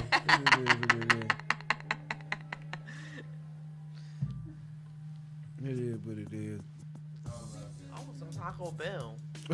Shit runs right through you. It don't run through me. And that shit be so. I get the fiery Dorito taco, not the Supreme. And I add tomatoes to it. Tomatoes to it? Oh my God. It'd be good, though. The fiery Dorito taco added. They got a lot of new stuff on their menu. Because I don't like. But hey, yo, they tacos. But guess what? Testing. But guess what? All right. Motherfuckers ain't paying us. We got to get tacos as sponsors. They just got free promotion and we get paid for it. Word is, and listen, the taco fiery Dorito. Don't oh mention my their God. name. It's free promotion. Unless they want to drop a couple of G's. Yeah. Now, what would we just talk about? Now, we're trying to get this party started, right? I know Cass wants something close to Trenton. All right, now let's talk about Trenton. Now, we on Courtney Live right now. Now, we on my live, too. Right? So, we on both of the live. All right. We trying to we talk about for after hours included. Right. It could be regular hours, but after hours included. After hours are 2 to 6 in the morning. Are you ready for that? Without no bullshit. I mean, I done done it for years. I know when to do it, when to stop. But I'm just saying, though. Bullshit? Because you know when people get too drunk, the wee hours in the morning. The wee hours in the morning. Calm down. Now, see, the thing is, we out here. We already in the Robbinsville section. That's what I'm saying. Like when they drink after hours, we have to get retarded. Yeah, but my thing is that you doing that on your own risk out here. That's why You know, you doing that on your own risk. And we can draw a crowd because there is a crowd that does come out here. That love it. You know what I'm saying? And I'm gonna attract them like, yo, man, you know, for this project. We got other projects going on, but for this particular project right now, we want you to have your license and registration right if you're gonna be cutting up. You know what I'm saying? If you come in, you're gonna start. If you come in, you know, you got your shit on. You That's why, bitch. I need a ride. At least have your I shit need right. a ride. I mean, for real. Can I get a ride? He's not lying, because if you don't have your stuff straight, oh man, they'll take you in. But if you got any warrants in any other towns, they will call them. But give me a ride. But I ain't fucking with. So if you got a warrant like Pemberton, and you get locked up in Robbinsville, Pemberton will come and pick you up. No. I'm saying though, but once you go out there, you know, you faced with them consequences with it. But I heard a lot of people say especially in Burlington County. Oh, y'all know how Burlington County do it, bitch. Yeah, Burlington County. Yeah. I don't like Burlington County like that. Bad too. Boardtown. That's Burlington County. That's Burlington County. Yeah, that's where actually Boardtown borders. That's where it start. Yep. That's where it start. Yeah, boy. They wing ding. But you got a lot of spots in Jersey like that. Hillsborough like that. Manville like that. Tuckerton, New Jersey's like that. You know, you got a lot of space. You got to explore this town, though. I mean, the state. You got to explore it, but damn. Y'all ever heard of Deal City? Can we live? Have y'all ever heard of Deal City? Deal City is in Long Branch. There are stars that live there. Big time stars like Danny DeVito. They probably be back. Why you put my name out there? Larry Holmes. You know what I'm saying? Like, they got property out there, and it looks like fantasy land, yo. It ain't like you could just, you know, go in their crib, but it's like lavish. You want to see that lavish thing. Jersey got the lavish stuff. Right. Like, you don't got to go nowhere. Did y'all know that Beverly Hills in L.A., that's a replica of Jersey, yo? L.A. is a replica of Atlantic City. For real. Like, that's basically what it is. But they got their life, you know, since they've been, you know, because California, they have to change. You know, no disrespect. So, you know, I got to get out there, and I don't want you cats, you know, wilding out on me. Because one thing I am proud about the West Coast, it's been probably more than 15 years since I heard about any blood or Crip shooting each other. Thank God for that. I mean, anybody notice that gang violence really calmed down, and I thank God for that. I mean, you just don't hear about it. A lot of nights. It's not in no mainstream news about no Bloods or Crip shooting. It might stuff still go down, but it's not in the name of Blood or Crip or no like that, like it was back in the day. And it's been years since you heard anything like that. People focus on their music and their business and trying to build something. I really see that in the town, and like, that's why I'm proud of them. And I'm like, because everybody trying to be an entrepreneur. I noticed that in the town. Everybody want to be an entrepreneur, which is good. That's what you should do. You should want to own your own shit. You should want to own your own brand. You should want to be, you know, make your own money. You should want to be your own boss. And that's what I learned about being a resident in Trenton. That it's bosses. It's bosses out here. A lot of bosses. A lot of bosses. Trent got an overwhelming stream of bosses, and they're coming to a town near you to boss you up and tell you what to do and how to run your company and how to make your money out and how to make it a gold mine. It can happen. You know, that mind state is being fostered here, and we don't have to take it with a grain of salt and say, oh, no, it's not just no ratchet shit. This shit is some real shit she just said. It's like real. But it's like, we got a lot of people with that mentality. Why not put it to use? That's how I learned it from living in Trenton. Yeah. You got to be a boss living in this town. Yeah. I mean, basically. You do. You got to have that bread. And it's not just that. To live right and comfortably. But see, the thing is, this is what we saying about Jersey. Even if you don't got bread, you can still live comfortably. The people who don't work will live more comfortably than the people who work through the welfare system and Section 8 and all that type of stuff. Because you can get assistance here. But you appreciate your shit more when you work for it. I'm just saying, you right. But at the same time, there are people who use that system for whatever reason. But those things are there. It's people, but it's people that really out here that's really out here that need help though. Yeah, but I'm so saying I can understand the comfort them. level. Like you get treated nice as opposed to when you go to another state, or you don't get all them the little perks that come with it. You know, it's a little bit more harsher. You know, we got it good in Jersey, man. You know what I mean? I'm saying big up to the state, yo. Word. This where we Word. from. Why not represent it, man? This You where right. we from. I mean, even the things that's, you know, grimy about it still can be added as a positive. They call it dirty Jersey in a lot of ways. Yeah, because, you know, Cass is a real grimy about certain things, but you got a lot of high intellectual things coming out here too. And it's real key in the slave trade. This was the last state to abolish slavery, so, you know, any black people that's doing stuff here now, we're history makers. Like, we never thought we was going to be out here in Robbinsville doing anything, you know, being number one at nothing. You know what I'm saying? But here he is doing it. And it's here, you know, this show is 394 shows. 394 shows. It's between 394 and 95. I'm not sure, but it's in that number. You know what I'm saying? But my thing is, we've been doing it that live. We made a lot of progress. We into the new year now, and we're where we're supposed to be at. You know what I'm saying? We make enough money to, you know, to do the things that we doing, and, you know, trying to keep blessed, man. We want to do some good things for the neighborhood. We want to bridge a lot of things, especially on this show. We want to bridge a lot of obstacles that couldn't be bridged before. You know, this isn't a racist thing. All types of people are welcome here. You know what I'm saying? This is an international radio station, and for the people that come here that already participate and make it what it is, thank y'all. You know what I'm saying? You made my new year great. You know what I'm saying? It keep food in my refrigerator. It keep my dogs fed. It keep a couple dollars in my pocket. You know what I'm saying? And I got a nice truck. Shout out to my man Mel. Good looking, my nigga. You know, my people keep me they try to keep me nice, man. And I'm just blessed. We all blessed. Courtney blessed. All y'all on this broadcast is blessed because y'all here, y'all tuning in. I know y'all come check out Homegirl, but she about to do big things, baby. She about to do big things. She ain't just gonna be looking pretty. She about to be signing some of y'all checks. Y'all know she got the capacity to do it too, cause she ain't stupid. She just pretty smart. We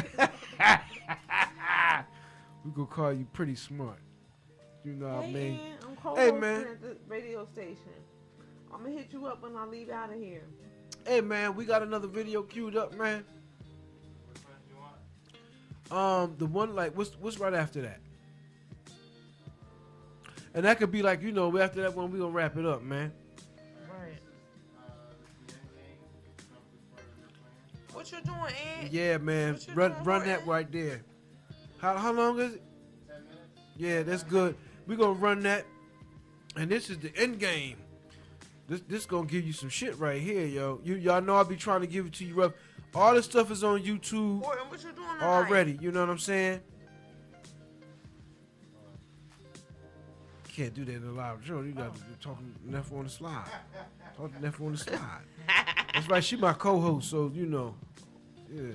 But at the same time, let's cue that video up right quick, so she can make her rendezvous. No, I wasn't making a rendezvous. I was just asking what was going on. That's my dude. Horton is my dude. What's up, man? Hey, Courtney get 300 likes for a picture, yo.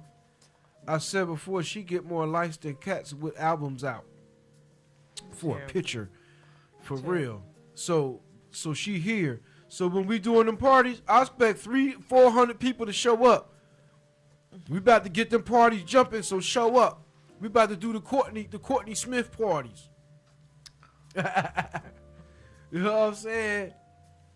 We're going to do something, and it's going to be nice, too. It's going to be nice. We're going to put it together. We're going to take our time and put something together nice for y'all. Grown folk style.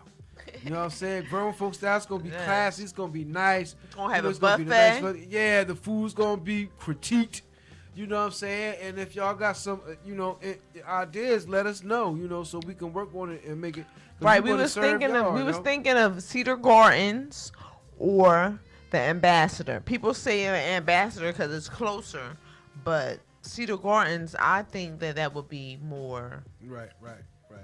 Like, you know. I mean, it's nice, but yeah, it's more of nice. the place to be. Either spot, and it's more. I know it's other spots. That's why I said, give us some input. Like y'all got other spots and stuff. Let's get some input. Hey Horton, what do you think? Would you rather go to Cedar Gardens or would you rather go to Ambassador Hall? Which one? Let me know. Let me know your input.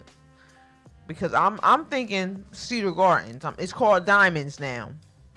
I'm thinking Cedar Gardens. I didn't even know that. I didn't know till Ruben said it. Right, Ruben? You said it's Diamonds now? It's Diamonds. What? Oh, so we okay. You got that, what's up, Merb? Shout out to Mickey Merb. Hey, man, I shouted the show out, man. You can, put in the description, how people can, tune into your show. Shout out, my man, Nature Nitty. You just had a birthday, brother. You gotta get with me, man. You know how we do it. Bust it up, man. I got some things going on, and I'm gonna need you to come and help me get these parties live, man. Cause Nature helped me get me. Shout out to Mardia, Beatrice Thomason. Let me tell you who Mardia is, man. Mardia is my man Eddie Taft's little sister. But back in the day when we was kids, she was to us was like this fine African girl. We used to sit on the porch, me and my man Brian Manning, and all of us, we'd sit out there, and when she walked past, she just like, oh Lord, she's so fine. She come out, and she didn't wear shoes like that. She was barefooted a lot, and she just had that real sexy African look. Even as, you know what I'm saying, we was all kids, but even as we got into teenagers and stuff, she was a beautiful, still is, you know what I'm saying, beautiful, wise woman, you know what I'm saying, and her brothers wasn't no joke. Rest in peace to my man Fonz, you know what I'm saying. That was her, one of her brothers, man, and I see that she tunes in, and I just wanted you to know that, you know, I remember all that stuff, you know, if she hears this, I remember all that stuff, and man, I know you're a good lady, you know what I'm saying, I know you turned out to be a good woman, and I'm thankful for that, to be around and have good friends. That's what the Facebook does for me. Like, you know, you had good friends you grew up with, you see them, everybody's, you know, handle. They got kids now, and they doing their thing, they living life, you know what I'm saying. Proud of y'all, man. Shout out to all y'all doing y'all thing, man. You know, we here on the level, dealing with it, living life. Hey, we're gonna get into this video. I'll be right back with you. You ready to roll out?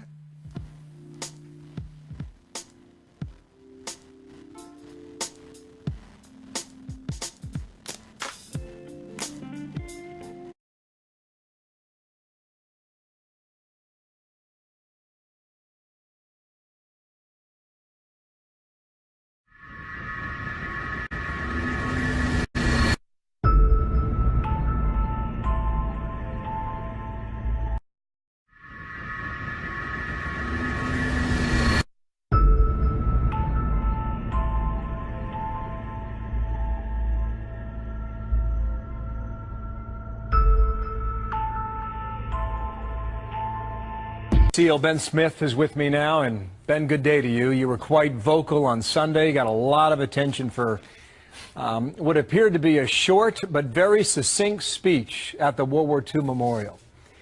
You said something to our producers a bit earlier today. You think the government is trying to provoke the veterans to do something. What do you mean by that?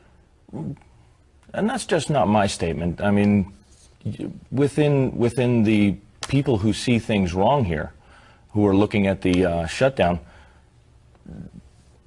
this can be absolutely planned, and it's a conversation topic. They want us to do something. They either want to diminish our voice or our significance, or draw contact, and they can crush us. I mean, you've got Sheila Jackson Lee, who is calling for martial law to end the shutdown.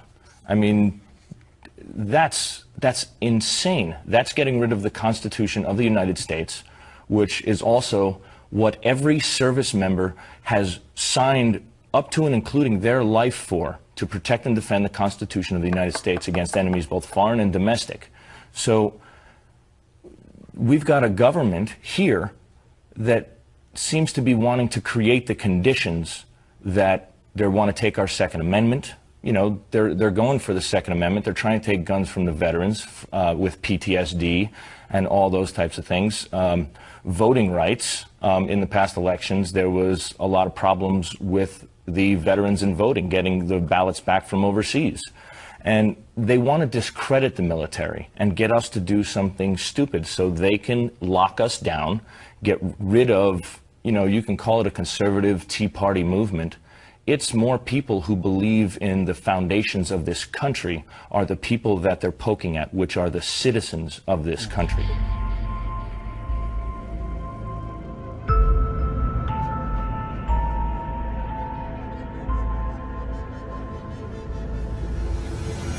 A couple of weeks ago, this would have been filled with people. It's been seen in 176 different countries and raised eyebrows from England to Everett. But now ratings for the YouTube sensation known as Tweaker Cam have dropped off considerably. We have 1.5 million upset people.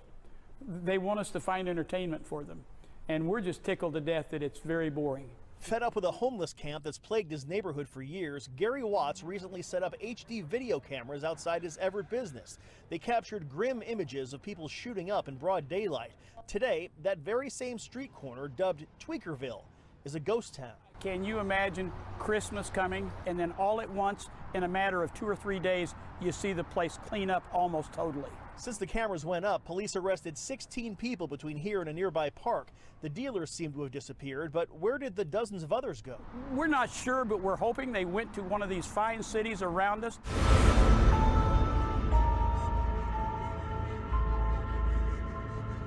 They were loading up with as many people, it's got to be dozens of people in the back of that thing. They take them to a nearby Walmart, and then the Walmart is where I guess Metro buses or school buses will take them to the shelter.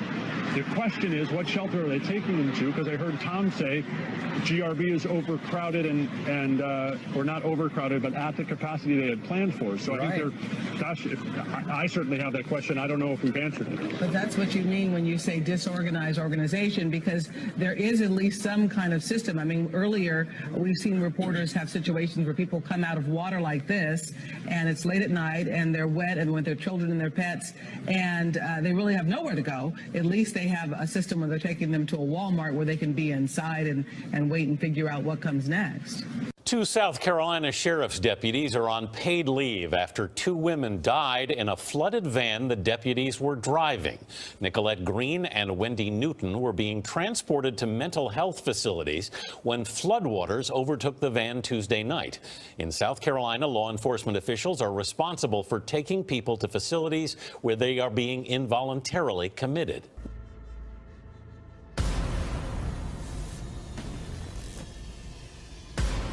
Newly revealed documents show the Trump administration took money away from FEMA and other federal agencies, apparently to pay for immigration detention centers. I haven't asked to leave the property, but I'm guessing that's about what's to happen. Yeah, so I think that's what they're going towards. What was your name again, sir? I'm sorry, Senator Jeff Merkley. U.S. Senator Jeff Merkley. I've now been asked to leave the property, and so I'll comply with that. 2 weeks ago, Senator Jeff Merkley tried to get a tour of an immigrant detention center at an abandoned Walmart building in Brownsville, Texas. Yes, ICE is the conduit for OR to get into the facility. So we have these are families. These are male-head households, and they're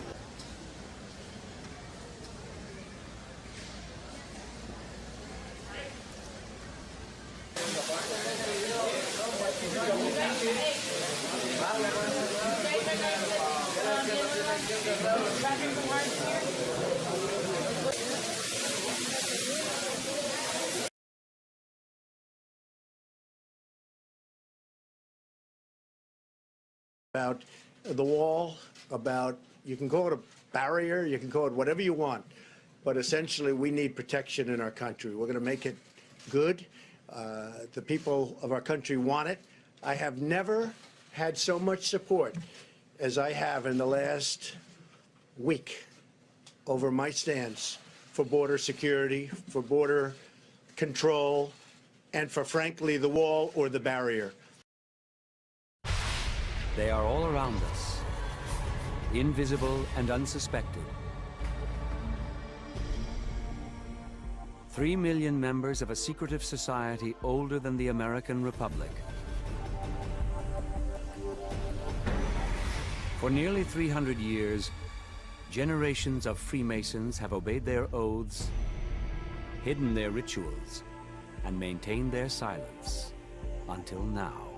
What is the secret? See, that's what they don't want to talk about. There's nothing wrong with secrets.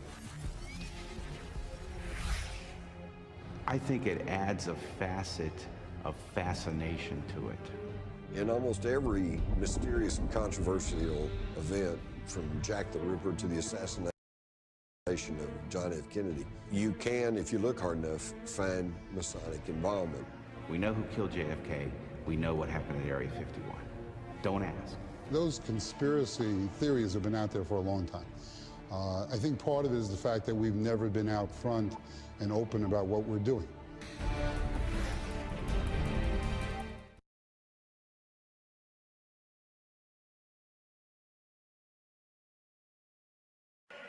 We will finally complete the biometric entry-exit visa tracking system, which we need desperately. For years, Congress has required biometric entry-exit visa tracking systems. In my administration, we will ensure that this system is in place. And I will tell you, it will be on land, it will be on sea, it will be in air. We will have a proper tracking system. And that's the people in the government. Make sense of this. We're looking at the World War II memorial there in Washington. I mean, it's essentially a sidewalk that comes off the mall. Why would the government put up barricades, pay people, spend the money, so that they could install barricades to keep people out? Why would that happen? Well, there's such political dissension in the country. They're thumbing their noses at each other.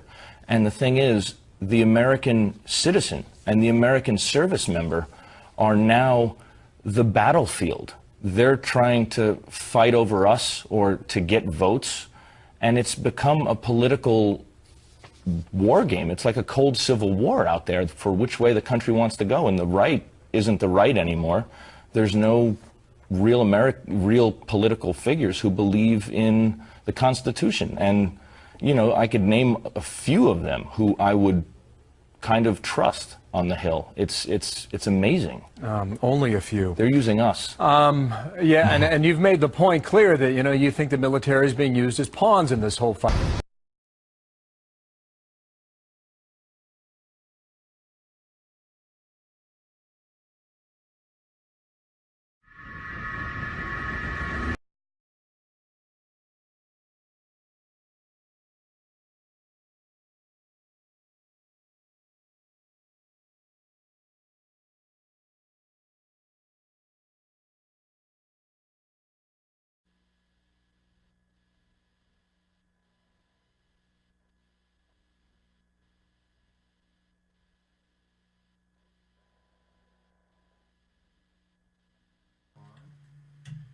All right, now y'all just seen that video. It says there, the wall is to keep Americans locked in when a catastrophic event takes place. Why would you want to keep us locked in? Why would you want to keep people locked in an event like that? It's kind of fucked up, yo. A lot of stuff is going down, man. I mean, it's been a long time looming. This is kind of like the continuation of the 2000 millennia thing. Everybody thought something was going to happen during the 2000. And it did happen, but it didn't happen to 2001. Remember the blackout in New York? That happened. But it happened the next year later. You know what I'm saying? So, you know, I mean, this is one of them things, man. But now, we didn't have social media the way we have it now back in 2001. There was no Facebook, there was no Instagram, it wasn't none of that back then. Now we got these phones. I'm telling you, these phones will fuck you up, man. These phones do it all, man. I'm telling you, these phones do more than just you going on social network and stuff. They do a whole lot more if you know what to do with it. This joint is a metal detector. You can find studs in your wall with it. You can use it to sense electromagnetic pulses with this motherfucker. You've been studying your phone, huh? No, this is apps. Your phone do it too. These phones do a whole lot more than what we think. And that's how like you learn through them apps. You going through them apps and stuff, and you be like, damn, they do all that. The metal detector. You can find studs in your wall when you doing your like say if you want to nail a picture up on the wall and you want to find where the stud at, so you don't fuck up the wall. You can use your phone to find it, and it has an app for that. You can use it as a universal remote. Right, I know that. You know what I'm saying? I know that already. And if you can do that, you can do a whole bunch of other stuff for people that really know what they're doing. You could do some untold stuff with this, and that's what kind of makes it scary. These phones, god damn it, these phones!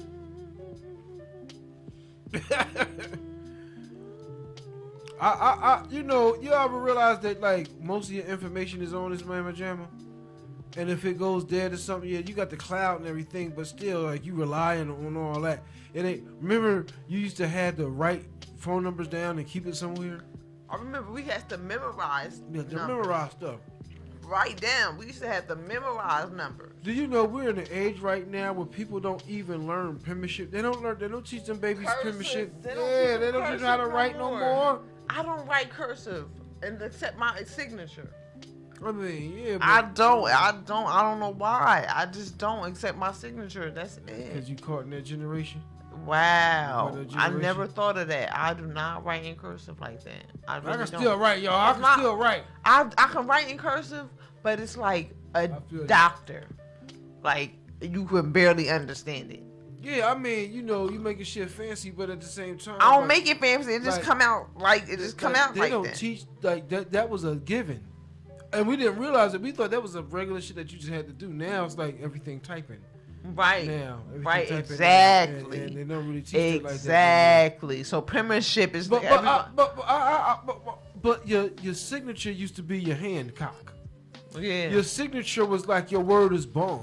Mm-hmm. You sign your name on something that was your word is bond. Now it's like you could just type that shit, so it don't mean word is no life. more. But exactly. Now they typing everything, so they started that in college. Yeah.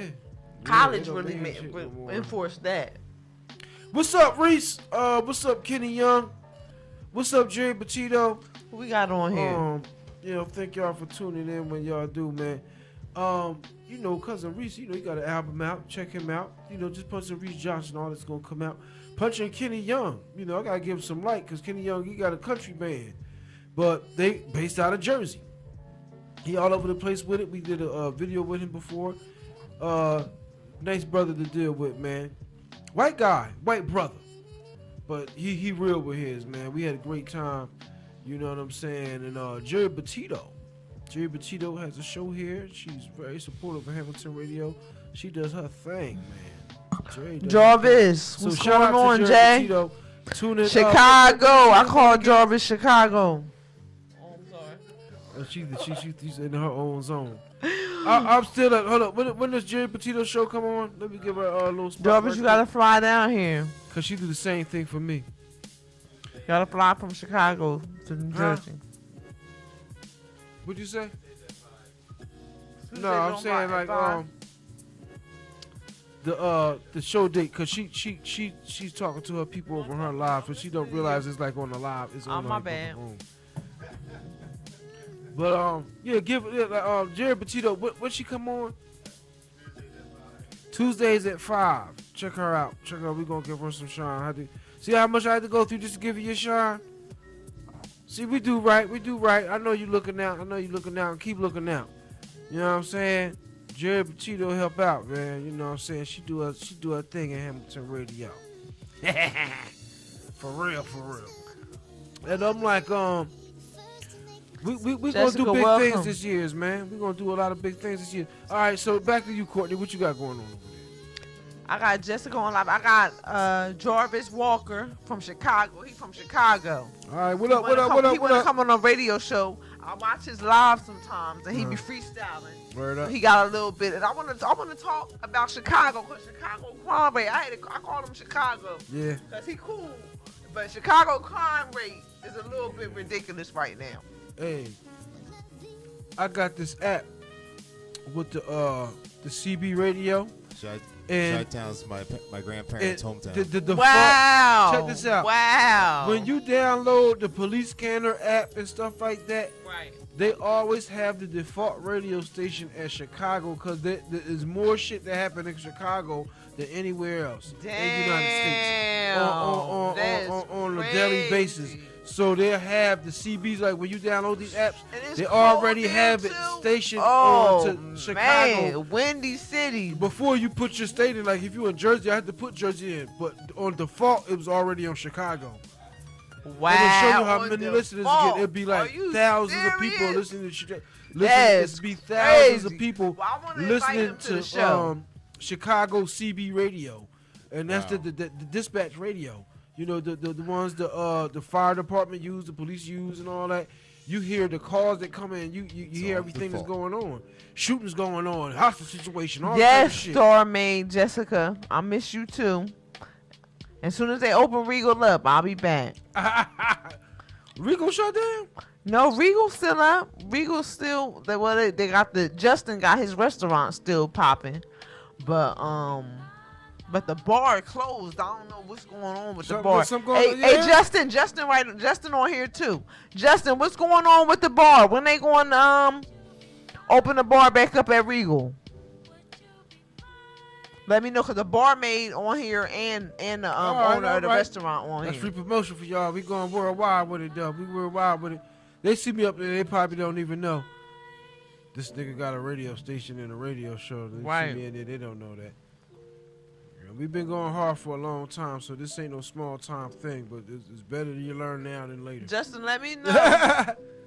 Yeah, no. Let me see. Yeah, we've been making our numbers, man.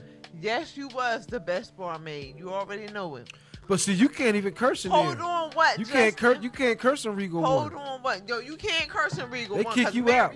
Mary would let you know. Only complaint I got is, man, my man, whoever working in the kitchen, I sat in there for like an hour one time waiting for the order, man. We got to do better on that. Now. He on Yo, my now. man, I sat in there for an hour waiting for order one time. Now, the bar part, they straight up there. That cooking thing. Now, the food is good. That's why we go there. Right. Especially late night. We want that food. But, bro, we need it more expeditiously. Shit. You know why? We need it more expeditiously, man. We ain't asking like no fast food stuff, but the food be good, bro. So I ain't gonna knock y'all on that, man. Y'all need to sponsor this show, man. I give you all the promotion you want to. But you know what? We already got our sponsors. I'm just saying, though. Y'all do got food, good food. And I like the way y'all do your thing. And it got history. Regal 1 got history down there. Regal 1 is one of the last standing bars from back in the heyday. Monday, they should be 100% open. The bar should be open and everything. Regal 1 was a bar that's been standing there for a long time. We talk about early 70s, even before probably before I was born. Regal 1 was there. I had a lot of good experiences in that bar too. So shout out to East Trenton, yo. Shout out to East Trenton. Shout out to the whole Trenton, but right now, Justin said this is not fast food. We cook. Yeah, I knew he was gonna say that. I knew he was gonna say that part. Hey man, I already know, man. I know it ain't fast food, and it be good. So don't take no offense. I'm just saying though. He said this is not fast food. Just saying though. Just saying though. You know what I mean? You know what I mean? I'm just saying though. You know what I mean? Come on now. I waited for an hour for mine, and I didn't even have that much. I didn't order that much. That was my gripe. But at the same time, it may not be like that on every night. It probably ain't like that on every night, Because there's been times I went there, I got my order, just left. You know what I mean? But some nights when you really be hungry, you be mad. That motherfucker, man, you be mad. You be like, yo, man, you ready to eat? I want to eat. I done order like 10 wings. I'm ready to chomp down, goddamn. Y'all niggas know how it is, man. Late night, man. You want to get your wing on. You want to put on your blue cheese and your barbecue sauce, or you want to put your hot sauce on. But I wish Justice was open till like 4 o'clock in the morning. But we about to create the spot for that. That would have been banging. But we about to create the spot for that. We can do it.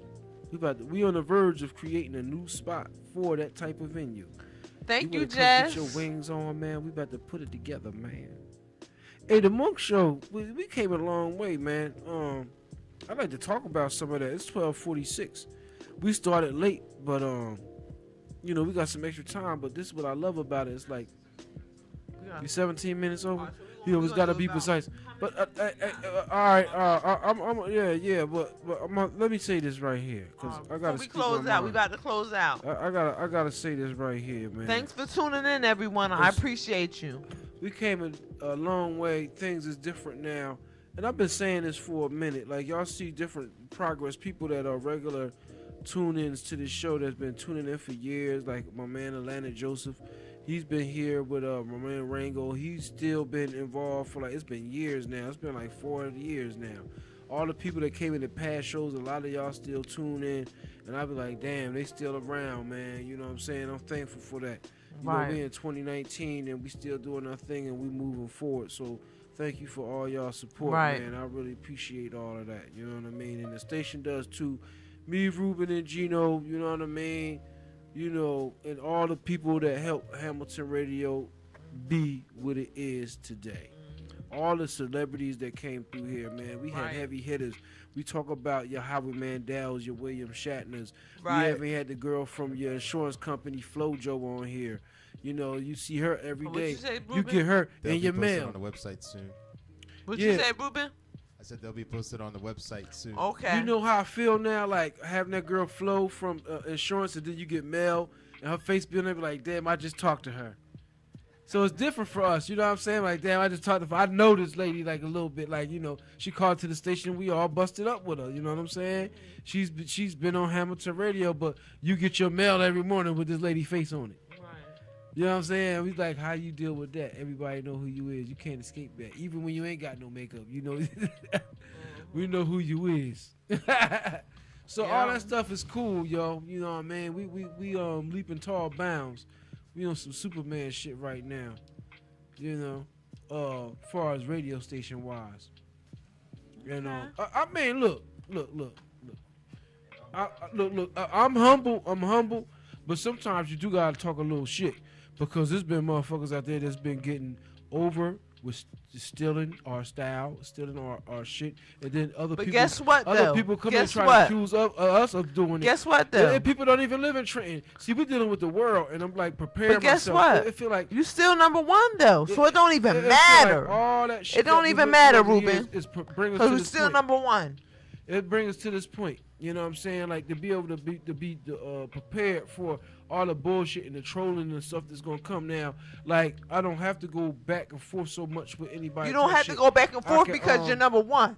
Now if it would have changed, if you would have went down to #2 because you said something, then it would have been a problem. I mean, but we're still #1. Even if it was, we done did what it did already. Like these people still have yet to do that. That's the point. They're gonna say when you're #1, they're gonna hate. When you're #1, they're gonna hate. Let them hate. Let them say what they're gonna say. As long as we know what it is, it don't even matter what they say. Want some real sip? We're drinking milky drinks on the Monk Show. We're about to close it out, right, Ruben? We got all been show. Ruben don't determine when we close out. I determine when we close out. Cause guess what? He chilling, but you got to work in the morning. You know I gotta get up in the morning, and I want to get something to eat. Yeah, I'm kind of hungry too. We do gotta eat. Yeah, we gotta eat. Cause this milky drink make you hungry. It do. All right. Hey, yo. It's been real. I hope y'all enjoyed the show. I hope y'all enjoyed the show. Please check us out next week. You know, same time. Same time. You know, it don't be 10 on the dot. But you know we coming though. You know we coming. Some weeks it do. Just check us out on the Black Person time. Hey yo, I like to thank everybody support the show and the radio station. Yo, we be having a good time up here. We be chilling. 2019, we gonna be maxing, chillaxing. What's this number again so they can call in? What is it? 90 something. Make a 609. Come on, man. I'm just 807. Say it again. 2492. You can call in. Say it again one more time. 609 807. 807. That's what they remember. 2492. 2492. You know why I get that confused? Because that's in like my number. Some of that number's in my number. Y'all figure that out. I ain't gonna give y'all the whole number if you blowing my phone up and talking some crazy shit. But that's why I get it confused. Some of my number, and I'm like, wow, You know what I'm saying? But we had a good time, We had a man. good night. It was a good night. It's always a good night. Yo, can prepare always for that glad to have shutdown, you guys tuning in. Appreciate you. Wish you to come back next week. If the shutdown happened, y'all be all right. If y'all tune into the night show, y'all can go back and listen to the show, share it around. You know what I'm saying? And big up the people who made the videos. The people videos I played tonight. You know, go subscribe to their videos, man. Get educated, man. Stop bullshitting, man. It's not a joke. You know what I'm saying? But at the same time, we here having a good time, man. It's 2019.